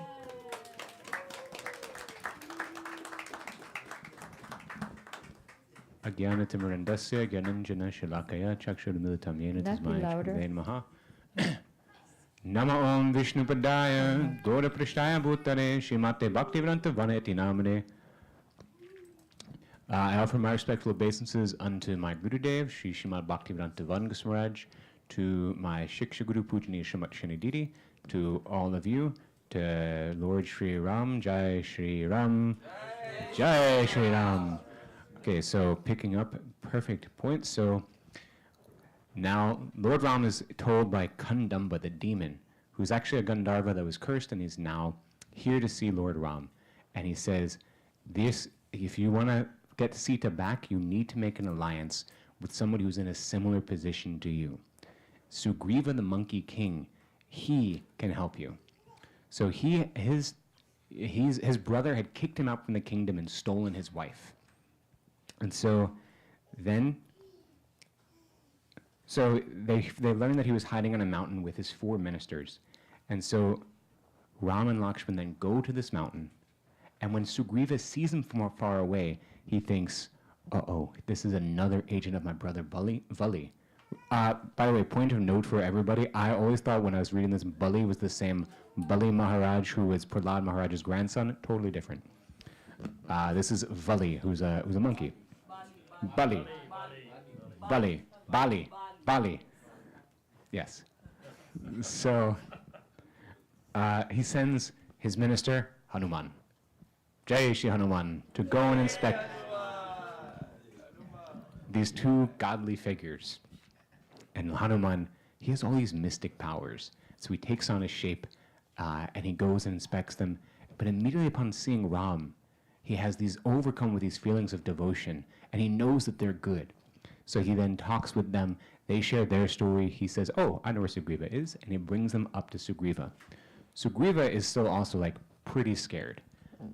His brother has tried killing him so many times. But this time, he also starts having these feelings of devotion toward Lord Ram, and they start sharing their stories. Lord Ram shares his stories, Sugriva shares his. Should I go over the whole story of Sugriva, or just kind of like... Okay, I'll go kind of quick. Basically, Sugriva's brother, Vali, was the king, and there was this one demon who came. Vali was very powerful, and there was this one demon who came, and this demon Sugriva and Vali chased him, and he ran down a hole. He went far, far, far, and Vali said, I'm going after him, you stay here.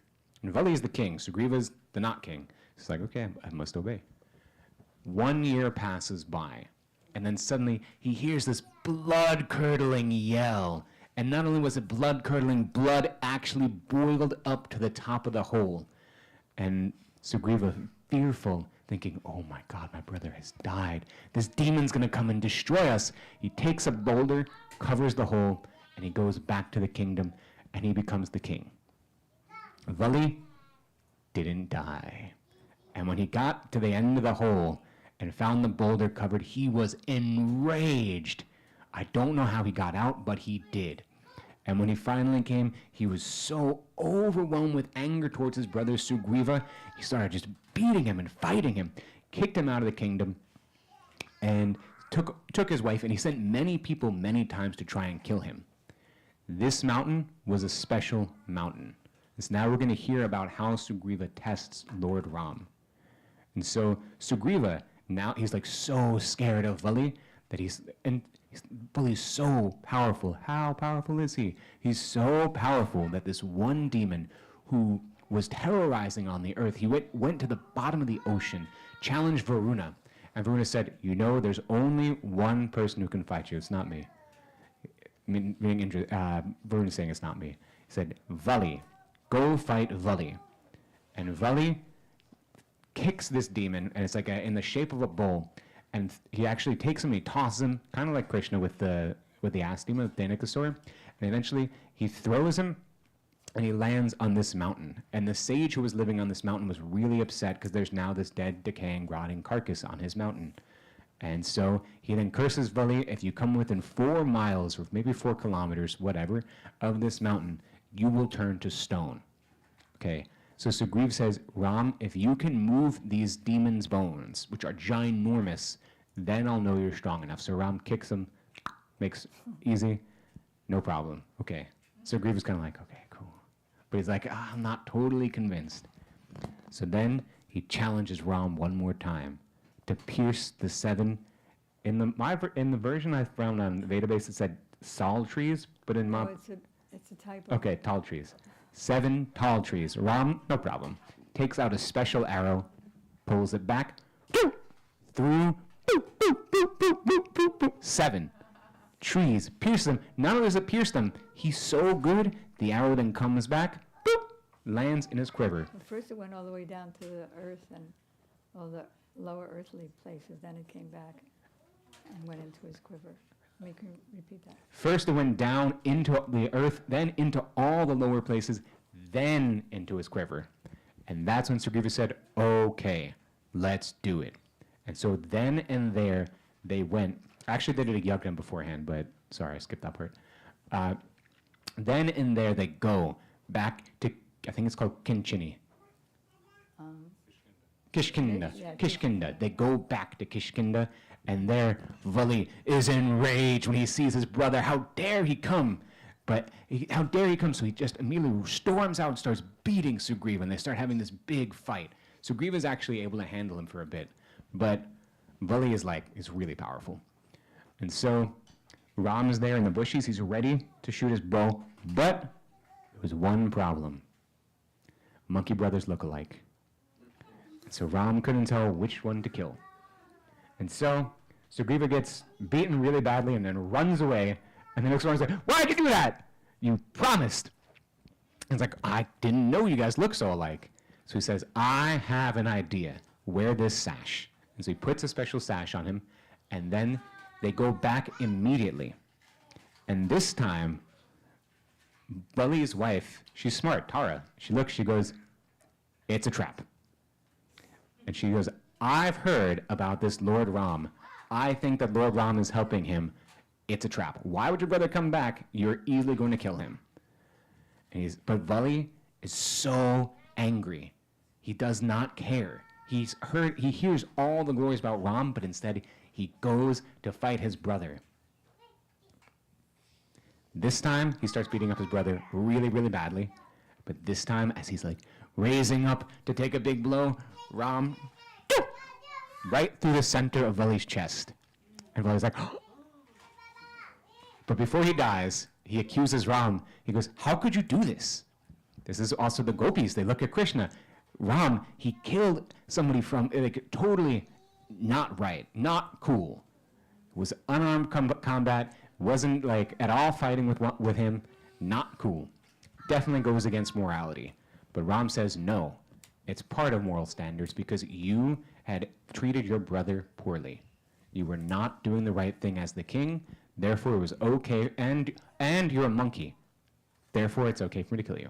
Because kings can go and hunt on animals. And then Vali said, okay, and died. Like that. Okay, so, 10 minutes. Okay, Sugriva delays a little bit. He starts getting like drunk and like tries to enjoy the kingdom. And then Ram looks at Lakshman and is like, I'm not happy. Like, why? He was supposed to be looking out for Sita and is not doing it. So he talks to Lakshman and Lakshman gets angry. And he goes to Sugriva. And just before he arrives, I think it was Hanuman who looked at him and said, hey, you gotta go start looking or they're gonna get pissed. So he got all his ministers together and instructed them to start looking. And at that time is when Lakshman arrived, really unhappy, but happy at least that Sugriva had started looking. And so, so Ram gives Hanuman his ring. And then Hanuman, Vali's son, and Jambavan, and a few others go down south. And they're looking down south, but they get to the ocean and they still haven't found Sita. And they're all really upset. They're like, what is this? Like, no, we haven't found Sita anywhere. Have we failed? Vali's son was like, this is all Sugriva's fault. Now we should like go back there and usurp the throne. They also then all make a vow to fast until death. And as they make this vow, this giant bird flies over and is ready to eat them. But he then notices that I don't remember actually if he noticed, but then they start talking. And it turns out this is the brother of Jatayu. We all remember Jatayu? So this is his brother. And from there, he tells them where to find Sita. That is across the ocean. And they all debate, how are we going to get across the ocean? Who's going to jump? Hanuman had this curse on him, if I recall correctly, it was placed by Indra, where he didn't remember all his powers. But at this moment, that curse is lifted, and he remembers he has these mystic cities, which sound actually incredibly powerful. Considering what Hanuman does next, he jumps over the ocean and he yells, Jai Shri Ram! Thanks. And as he's doing so, he's like flying through the sky and killing demons at the same time. These like massive demons are coming out from the water, and then he'll like get really small, go into them and like pierce their body. And then he lands in, I just want to make sure, yeah, he lands in Lanka. And he sees so many material opulences, crazy material opulence, golden palace. This is like so much opulence. He says, I need to remain fixed on my goal. He must find Sita. And he finally finds her. She's surrounded by hideous Rakshasis, man-eating demons. And he sees Ravana trying to win her over. Ravana, he can't just take her. Can't just take her by his own will. It was Nala Kuvera's curse, which was referenced, but I didn't read what it was. I didn't try to go back to find it. I'm pretty sure he was cursed that if he just tried to force himself onto her, he would die. Yeah. So, then this one Rakshasi, she shares that she had a dream, Trijata. She says, I saw a shining personality who was surely Rama, mounted upon a celestial chariot drawn by 1,000 horses and coursing through the air. He was united with Sita. The couple wore white robes with white garlands and were ablaze with splendor. She also saw Ravan, robed in black, with a red garland and sitting on a chariot drawn by asses. She described her dream in detail. And there's so much like death and gore for Ravan, and they also see Lanka being set afire by a monkey. Dum dum. So Hanuman now wonders, how am I going to get close to Sita without having her think like, oh, this is some trap by Ravan. So some of the Rakshashis have left around. They're doing Rakshasi things. And what he does is he starts singing Ram's glories. And as they get a little further, he sings a bit louder. And he's singing the pastimes of Sita and Ram and what's happened since Sita's been gone. And so then he comes over to her. And she's still hesitant, thinking it's Ravan's trip. But then he gives her Ram's ring. And she knows, oh, he has come because of Lord Ram. And so Hanuman is ready to fly her across the ocean. But she's looking at him, he looks like a tiny monkey. And he's like, no, I can get really big.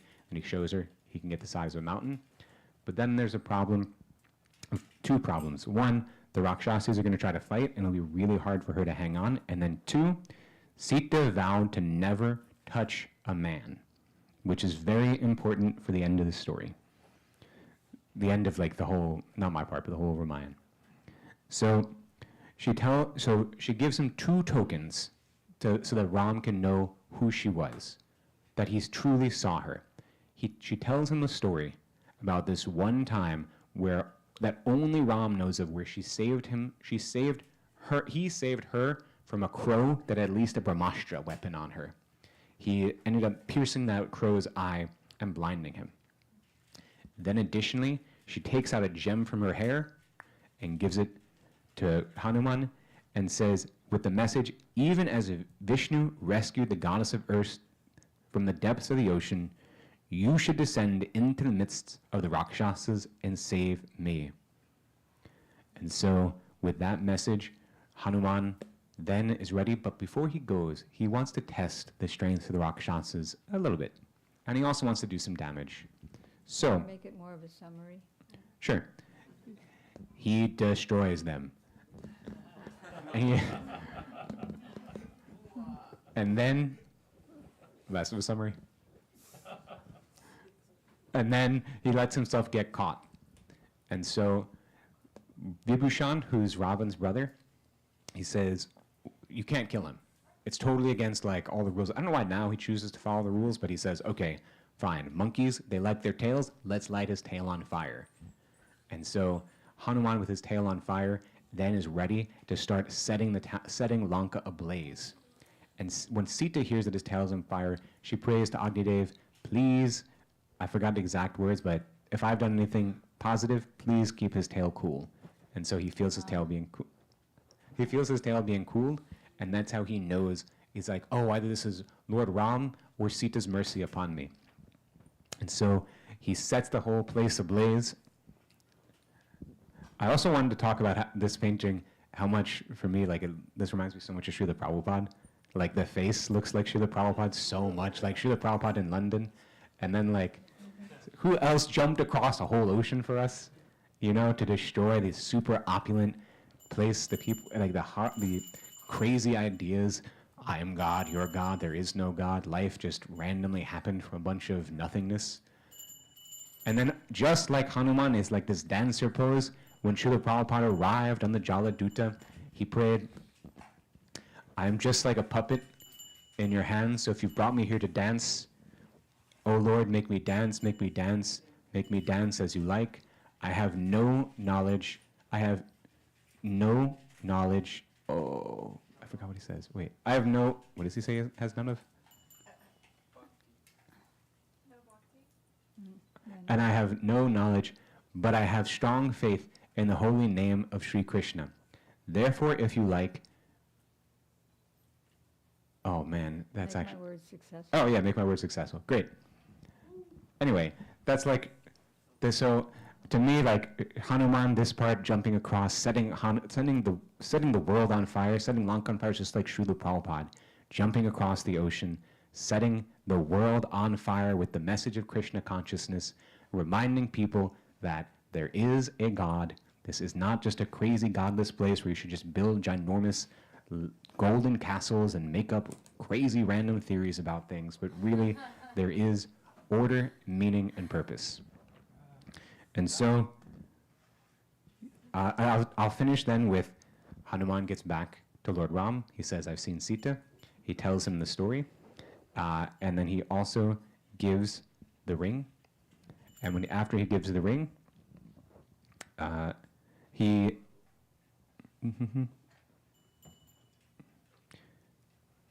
Ram is so incredibly grateful.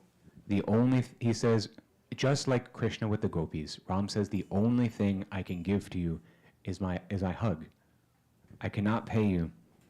And he offered him his embrace. Oh, Hanuman, this is all I can call my own at this time. Ram said as he took a hold of Hanuman and tightly hugged him, just as Sri Krishna said to the gopis when he returned from the Rasa dance, that I'm sorry that I'm not going to quote the verse correctly, but about how their love, he could never repay their love, even with an entire lifetime of Brahma.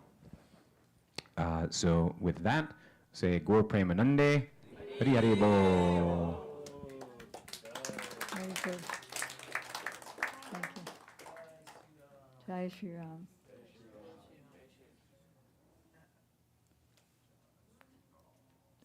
So, yeah, we'll try to close it up. What a long pastime it is. All right, so to make a long story short, then Ram goes to the ocean, and he's worshiping a linga. They look like this. A linga of Shiva, and named Rameswara. And so all the common people were thinking that Rameswara means that Ram worships Lord Shiva, that Lord Shiva is the worshipful deity of Ram. And then the demigods in an aerial voice all said, no, Ram and Shiva are both God. And then all of a sudden the linga, the big stone linga, burst open, and Lord Shiva himself said, no, that's not right either. Rameswara means that Ram is the Ishvara of Lord Shiva. I am the servant of Ram. And so he gave blessings that Ram could go across the ocean. Then they wrote Ram's name on each big stone, mountains, mountain peaks. They threw everything into the ocean. Everything floated. It made a bridge. And then Ram and all of his millions of monkey followers reached Lanka. They attacked. They killed. I think you heard that pastime yesterday morning. They killed Ravana's brothers. They killed, Ram killed Ravan.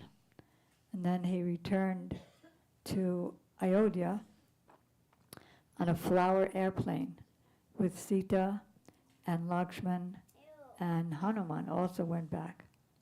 There are many beautiful pastimes that took place.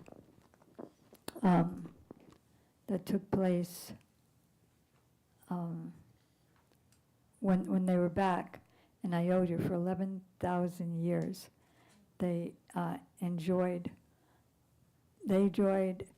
Ayodhya enjoyed, everybody enjoyed Rama's being the king after the beautiful coronation.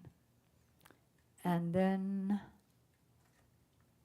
all of a sudden, one day, Ram decided to look through his kingdom to make sure everyone was following him. So he was put on a spy outfit and was sneaking around to see how the people were talking about him.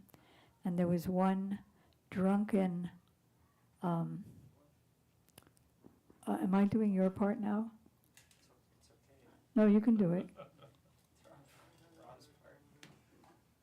Huh? Is that part of your part? Basically. All right, then come and sit here. Well, I'm just going to keep talking until you sit down. and pick up your mic. And is there a pillow? So then, what is this drunken washerman saying to his friends? Dandavats. He says that actually that his wife hadn't come home in the evening, and that he was thinking His own wife. his own wife, the washerman. He said, I'm not going to accept her. Actually, he says that for a woman who's married, that according to principles, if she stays in the house of another, then she shouldn't be accepted. You speak I'm with not- more. Yeah, I'm not like Lord Ram. Sita, she stayed in Ravan's house, and he accepted her again. For how long? At least a year. At least a year. And so Ram heard this, and he was feeling what to do. Because if I have my citizens, they don't respect me, what kind of position is this? And so then he thought about what to do, and he came to a very Don't look at me. Look at them. pathetic conclusion. And he told Lakshman that I want you to take Sita. I've heard that she wants to see the rishis and the sages in the forest, and she wants to give them darshan and many gifts. And so take her to the sages, the rishis, and tell her my heart's desire, and then leave her there. And so Lakshman was very, very grave to hear this news. How could I do this? But of Don't course. Look at me. Okay. So he said, of course, I have to do this because this is Ram's desire. And so he did just that. He took Sita away to the forest, and he actually took her to Sri Valmiki's ashram. And actually, unbeknown to Lord Ram, she was pregnant with 2 sons. And when they approached, some servants of Valmiki went to Valmiki, and they said, a beautiful goddess is approaching. A beautiful goddess is approaching. And he could understand by their description that this is Sita. And so he said, bring her here and help serve her in all ways. And she was and Lakshman revealed the news to Sita, and it's described that Sita had many of these actually maidservants to console with about her feelings in separation from Ram, but Ram had nobody. Yeah, go ahead. Confirmed. And so, like that, it was going on, great separation period. And these 2 sons were born of Sita, and their names are Love and Kush. And Valmiki was very, very learned in all 64 arts, especially archery. And he trained up these boys in archery and also in music. Srila Gurudev, he says they could sing in all ragas so expertly. And before Ram's pastimes, Valmiki Muni had seen all of Ram's Leela through the chanting of the mantra that he received from Narada. And so he wrote down what he had seen in his Ramayana. And so he explained this Ramayana to Love and Kush, and they would sing it and recite it very beautifully. And so meanwhile, back in Ayodhya, Ram wanted to do a Ashwamedha Yagya, a very big ceremony that kings do. And so he asked a rishi, Vishishta, that I want to do this Ashwamedha Yagya. And so Vishishta said, you cannot perform this yagya because you have no wife. And Ram said, what? And so then he said, you can just get a new wife. There's so many. So many are waiting for you. You're Lord Ram. And he said, no, Sita is my only queen. And so what to do, they actually decided to manifest a golden deity of Sita. And he went to near Namasharanya, and they performed this Ashwamedha Yagya with this deity of Sita. And so like that. And then actually at this, a couple times this went on, and every year they would make this new deity of Sita. And one of these yagyas, these two sons, Love and Kush, came. And when they were there, they were singing Ramayana. And everyone, when they heard this singing, they were so moved, and they even had tears in their eyes at how beautiful this was. And especially Ram was very moved. And he told Lakshman, he said, "Who are these two boys singing so nicely? I think we should give them some gifts. I want you to, number one, ask who's their father, and then give them gold ornaments and nice cloth." And so then Lakshman, he approached Love and Kush, and he said, "My dear friends, who is your father?" And they said, "What kind of question is this? We're two brahmacharis from the forest." He said, "Actually, better question would be, who is our guru? Our guru is Valmiki." And Lakshman was very taken back, but Ram was very, very We pleased by thought you their were answer. intelligent, the associate of Ram, but now we see you don't have any intelligence to ask that question. Yes. And then the second question, or the second thing is, he said, "Okay, well, you can take these gifts of gold ornaments and cloth." And they said, "Gold ornaments and cloth, we live in the forest, and we eat only fruits and roots, and we wear the bark of trees. We can't do with all these fancy gifts." Give them back to Ram. They give them back to Ram, and Ram was very, very pleased. And after some time, he came to understand who these people were. Actually, that these are my sons. These are Sita's sons. And so he had some desire, some feeling. Actually, I want them to come back, and I want Sita to come back to Ayodhya. This exile period should be done.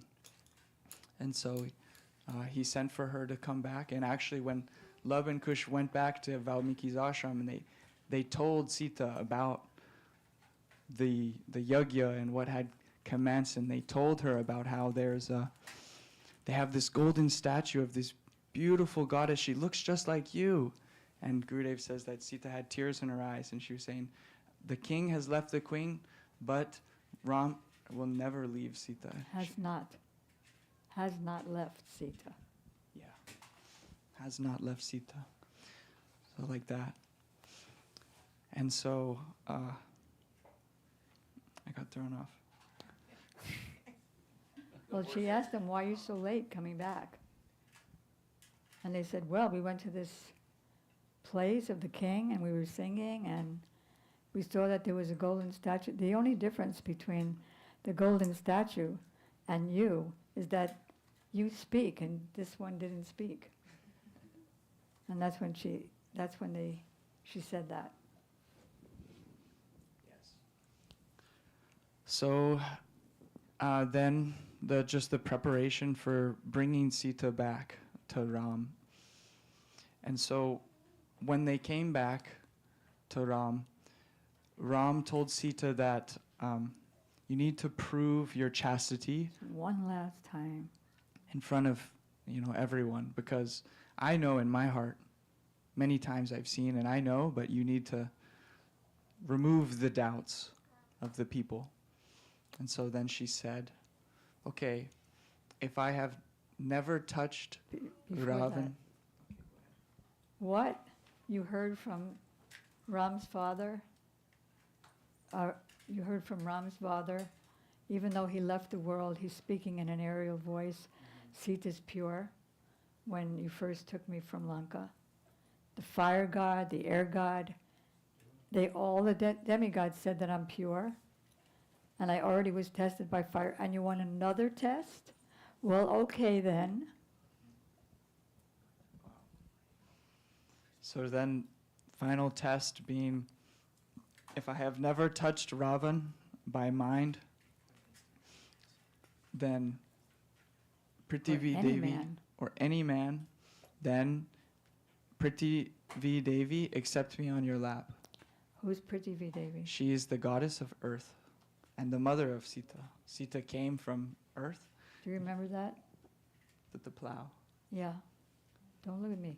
Tell them about the plow. Briefly, it's explained that Janak Maharaj was harvesting some grains, farming, and that he found this beautiful, beautiful young girl manifesting from the earth. And so he accepted, Did she have earth in her mouth? I don't know. No, she was in a golden box, Oh, okay. a golden treasure chest box. Because when he's plowing, he didn't plow into her. He plowed into the box. Okay, go ahead.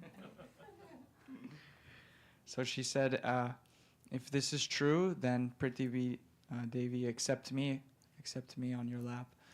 And at that moment, the earth divided, and from the earth came How many times did she say it? 3 times, she said, which has significance. It's very power when things are stated 3 times. And at that moment, the earth divided, and a beautiful golden throne emerged. And on this golden throne was goddess Bhumi, Prithvi Devi, and she accepted Sita on her lap, and she entered back into the earth planet. Sita was gone. And so, true, she was completely chaste. And Ram became devastated, and he became angry. And he grabbed his bow, and he was going to fire an arrow at Prithvi Devi. He said, "You are my mother, and you are Sita's mother, but I will destroy you." If you don't Return return Sita. my Sita, Return Sita. But alas, there was no resort. Sita was gone after all that time. And so the only consolation was from Valmiki. Valmiki said that actually Sita is gone. She's gone to the eternal spiritual realm. And that this is where I finish and conclude your so pastimes. she's waiting for you there. She's It's waiting. not a you bad there. ending. She's making up all the arrangements for you to meet her there. And then? So then Ram goes to the bank of the river with his brothers and associates, and they enter into the What spiritual happened world. to her kids? You know. They became the crown princes. He brought them back to the palace, and actually they had been trained up their whole life, living a life of austerities, and learning everything about Ram and about how to rule, how to be an archer.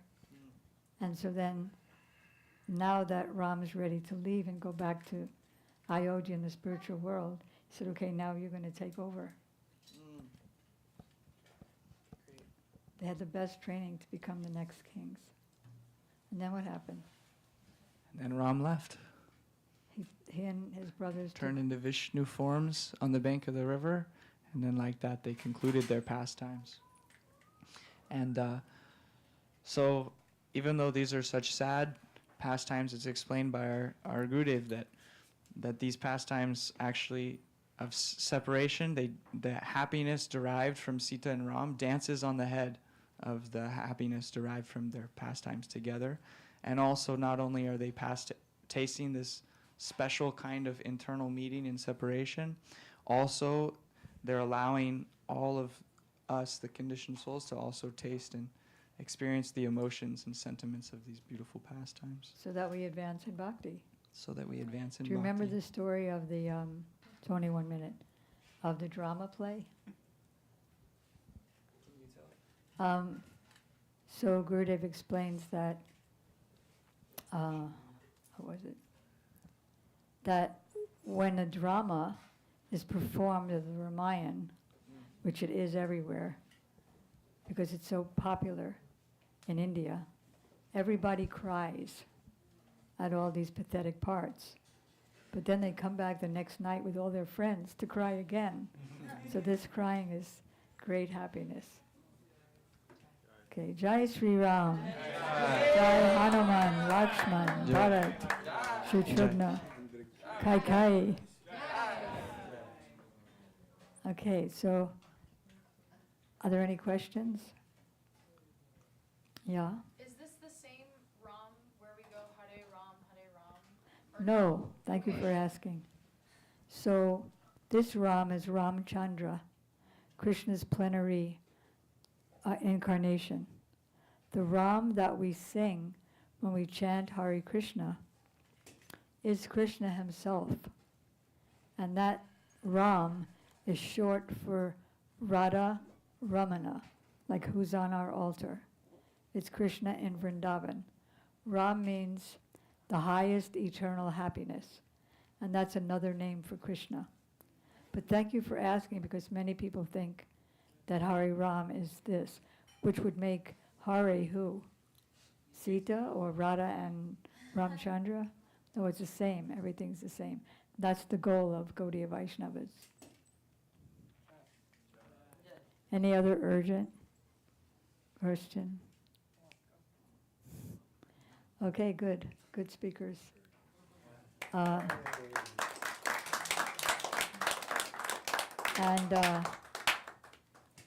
Ventuzi Prabhu, do you know any Ram Kirtans? Kirtan, sure. I mean, when I was with Ram Das, it was all Sitaram, Sitaram. Would you like to sing a Ram Kirtan? I see. Sitaram Jaya Sitaram, or whatever, whatever you'd like to do. I'm honored. Thank you for asking. Yes. Back in the day, all of our teacher, inspirator. So if anybody doesn't know, this is Fantuzi Prabhu. He's a very famous Kirtaniya, and you can tell about him. Haribol, we're very blessed Loud. to have our dear Fantuzi here. He's a very renowned peace activist, singer.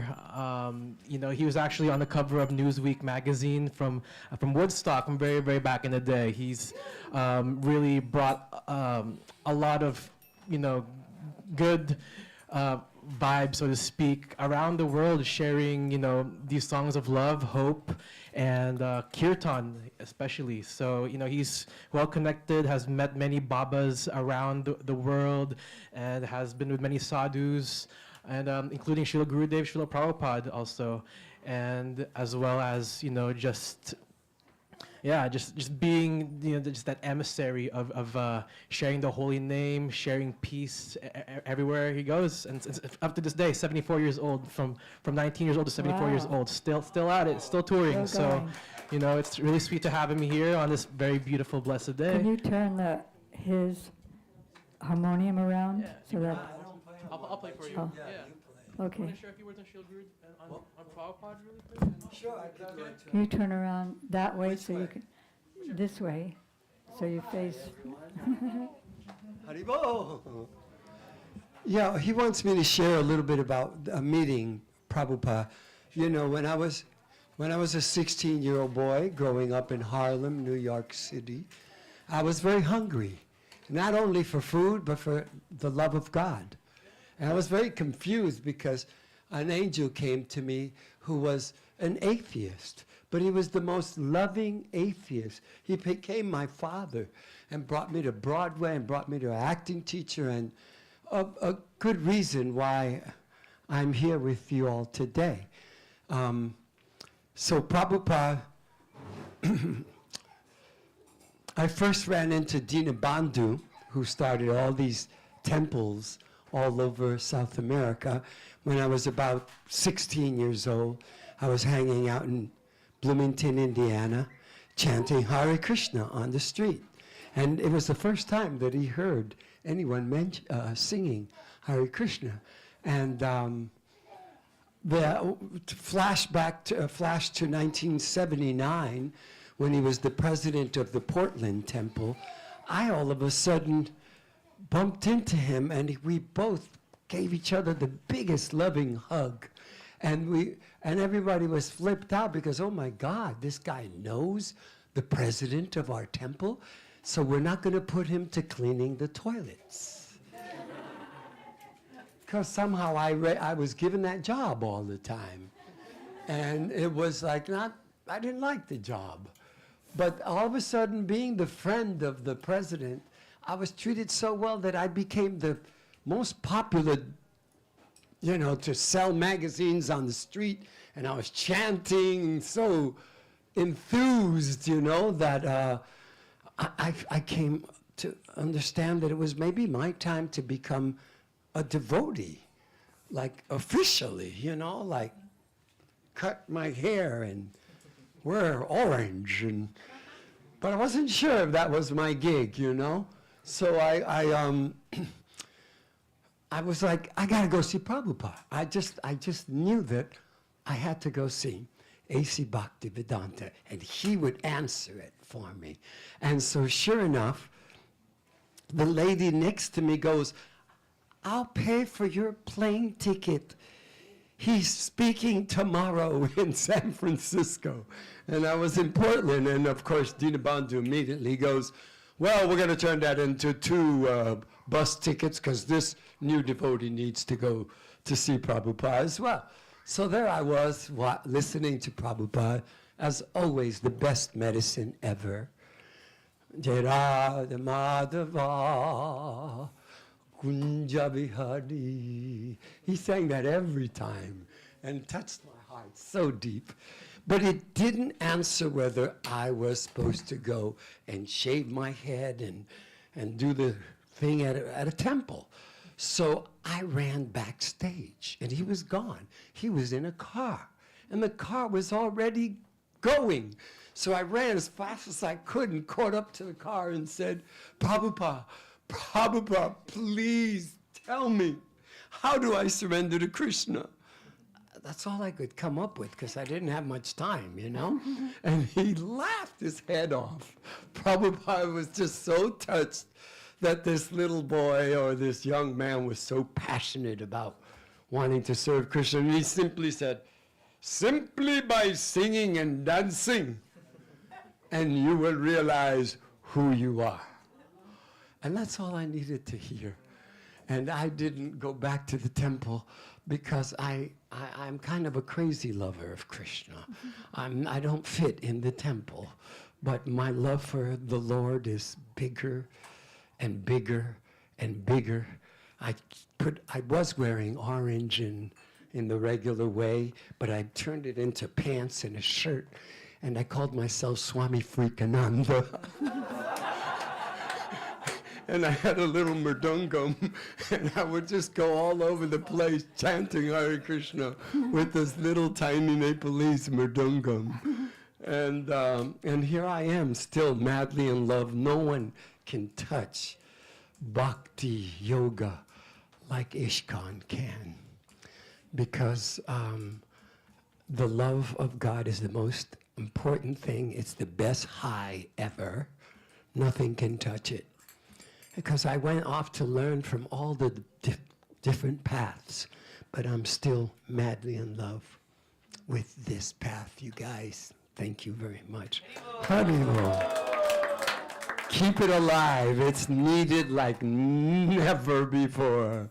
And now you were asking me to do which one was it? Can you speak on how you met Srila Narayan Maharaj? Narayan Maharaj was in Big Island, and Gita Govinda, this big lady from England, was one of my dearest friends and fans, flying me all over the world. And she goes, you've got to meet him. You've got to meet him. And so she took me to a private session with Narayan Maharaj, and he looks at me deep with those kind of like her eyes.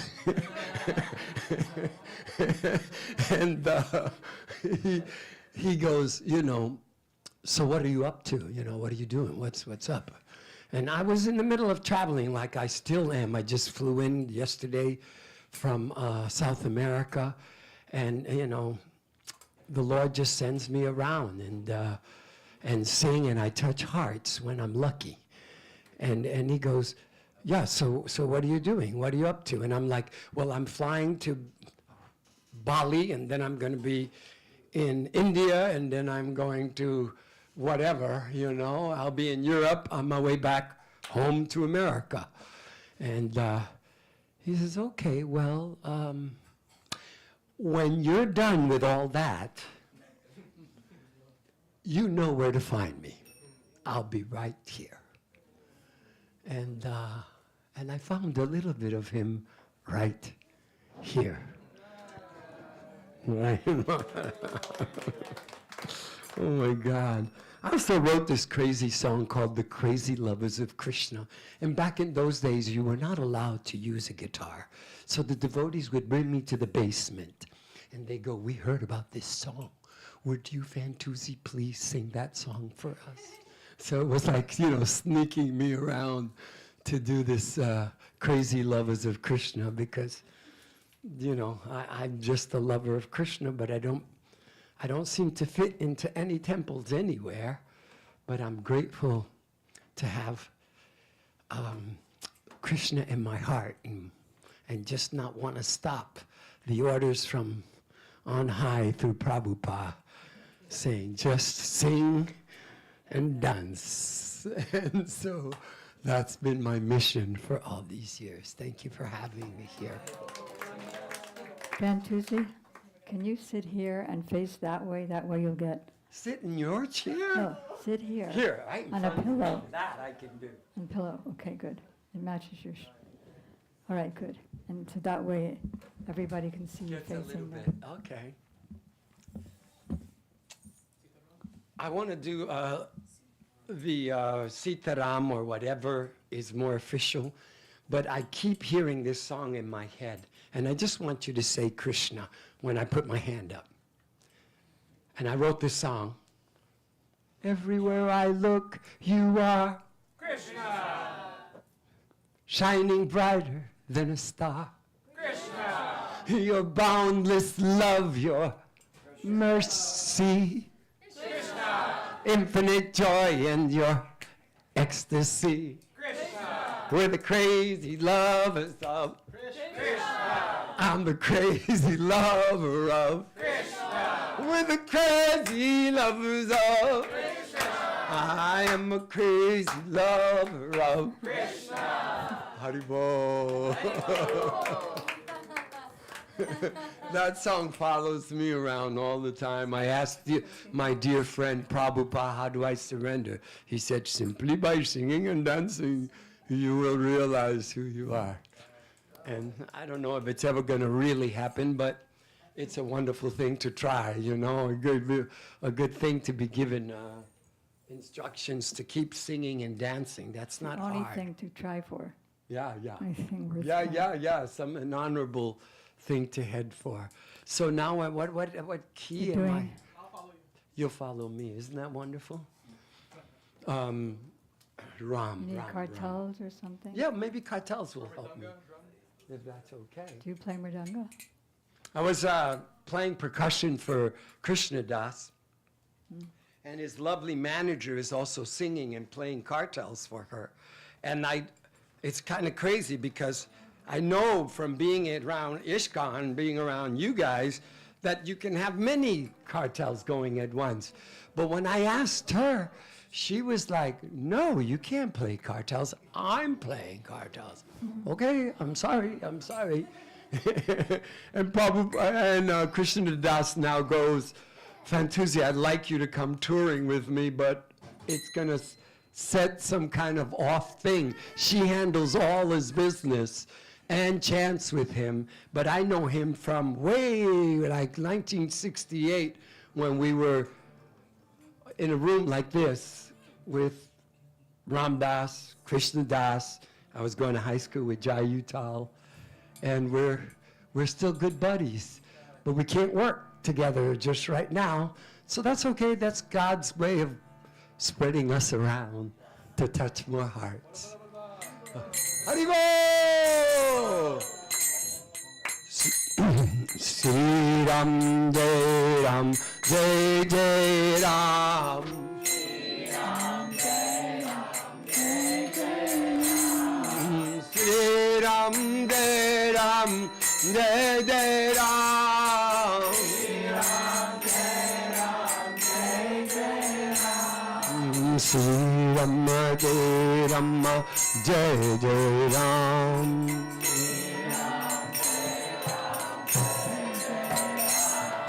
Sri Ram Jai Ram Jai Jai Ram.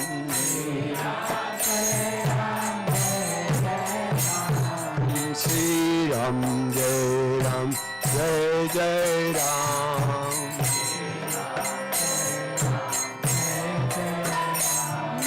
Sri Ram Jai Ram Jai Jai Ram.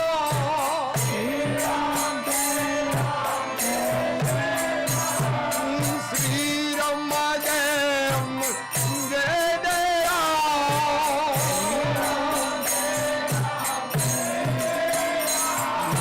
Sri Ram Jai Ram Jai Jai Ram.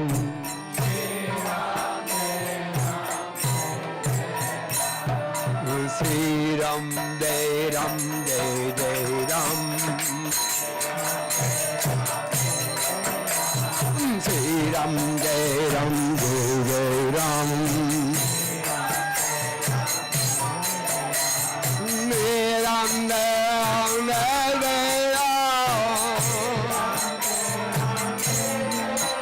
Sri Ram Jai Ram Jai Jai Ram. Sri Ram Jai Ram Jai Jai Ram.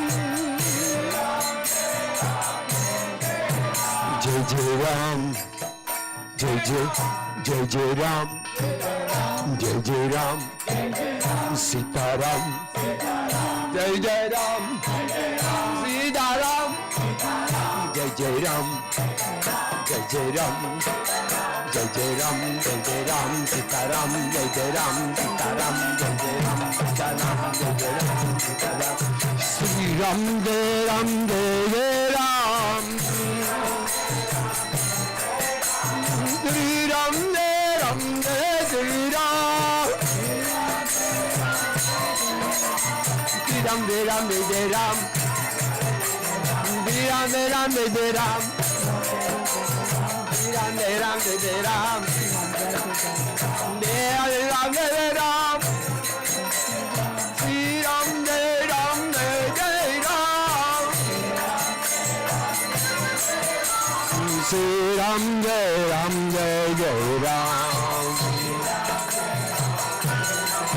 Jai Jai Ram, Jai Jai Ram, Jai Jai Ram, Sita Ram, Jai Jai Ram, Sita Ram, Jai Ram, Sri Ram, Jai Ram, Sita Ram, Sita Ram, Sita Ram, Sita Ram, Sita Ram, Sita Ram, Jai Jai Ram, Jai Jai Ram, Jai Jai Ram, Jai Jai Ram, Jai Jai Ram, Jai Jai Ram, Sita Ram, Jai Jai Ram, Sita Ram, Jai Jai Ram, Jai Jai Ram, Sita Ram, Jai Jai Ram, Sita Ram, Jai Jai Ram, Jai Jai Ram, Jai Jai Ram, Jai Jai Ram.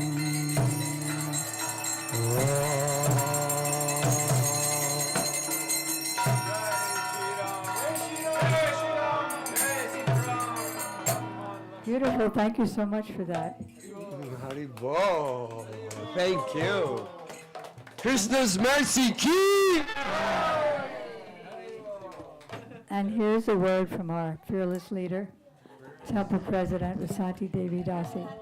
And if any of you can make it tomorrow morning, Vasati will be speaking about Lord Ram tomorrow morning. We'll see.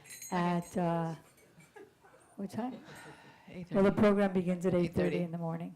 Jai. She'll be speaking around 9:30. Shri Gurudev ki, Shri Prabhupada ki, Shri Guru Varga ki, Shri Radharman Bihari ki, Radha Govinda ji ki, Jai Sita Ram Lakshman Hanuman ki, Gaura Premanande, Hari Hari Bol. Jai. Thank you everybody so much for coming and making such a beautiful celebration for the appearance day of Lord Ram. So nice to have special guests and other guests that we only see once in a blue moon. So nice to see you, Sula Prabhu. Radhasham. Nice. I thought it was, I'm like, is it Friday? So beautiful. Shashikala. All glories to the cooks. Woo-woo. Sharda. And who else was out there? Tool. And we can get a few people to help serve. 5 people will make plates in the kitchen, and then if everyone would like to sit outside, the devotees will serve you. Whoa, Hanuman has appeared. It's flying over. Woo, Jai! Wow. So this is a special jikle. It's a canvas print, and because today is Ram Navami, we have to give a special deal. I know, right? Sorry? We'll do like 20% off. It's usually, I know. So you can see Gadaguja about jikles. We have other jikles as well, but obviously Hanuman is the star today. We can all have an inkling of his service mood. We'd be doing really well. I see Prabhupada in Okay. And of course, we have our books and art in the gift shop. And tomorrow night, 6:30, Friday night kirtan. And then there's some activities Saturday, kirtan and a drink at Miami Life Center, because it's a Kadasi, with Nikunja. And there's Kasamana Bliss tomorrow night with Fantuzzi, Saturday night with Janardhan and Ladini. So lots happening this weekend. And then Sunday program at 11:30. Jai. Go Premanande. Jai Shri Ram.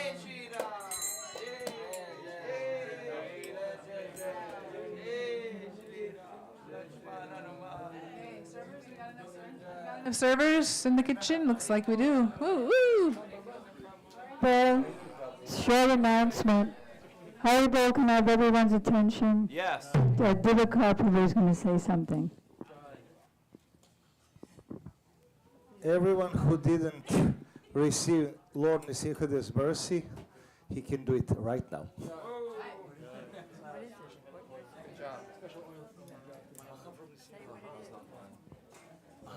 This is Maha oil from Nrsimhadev deity from Mayapur in India.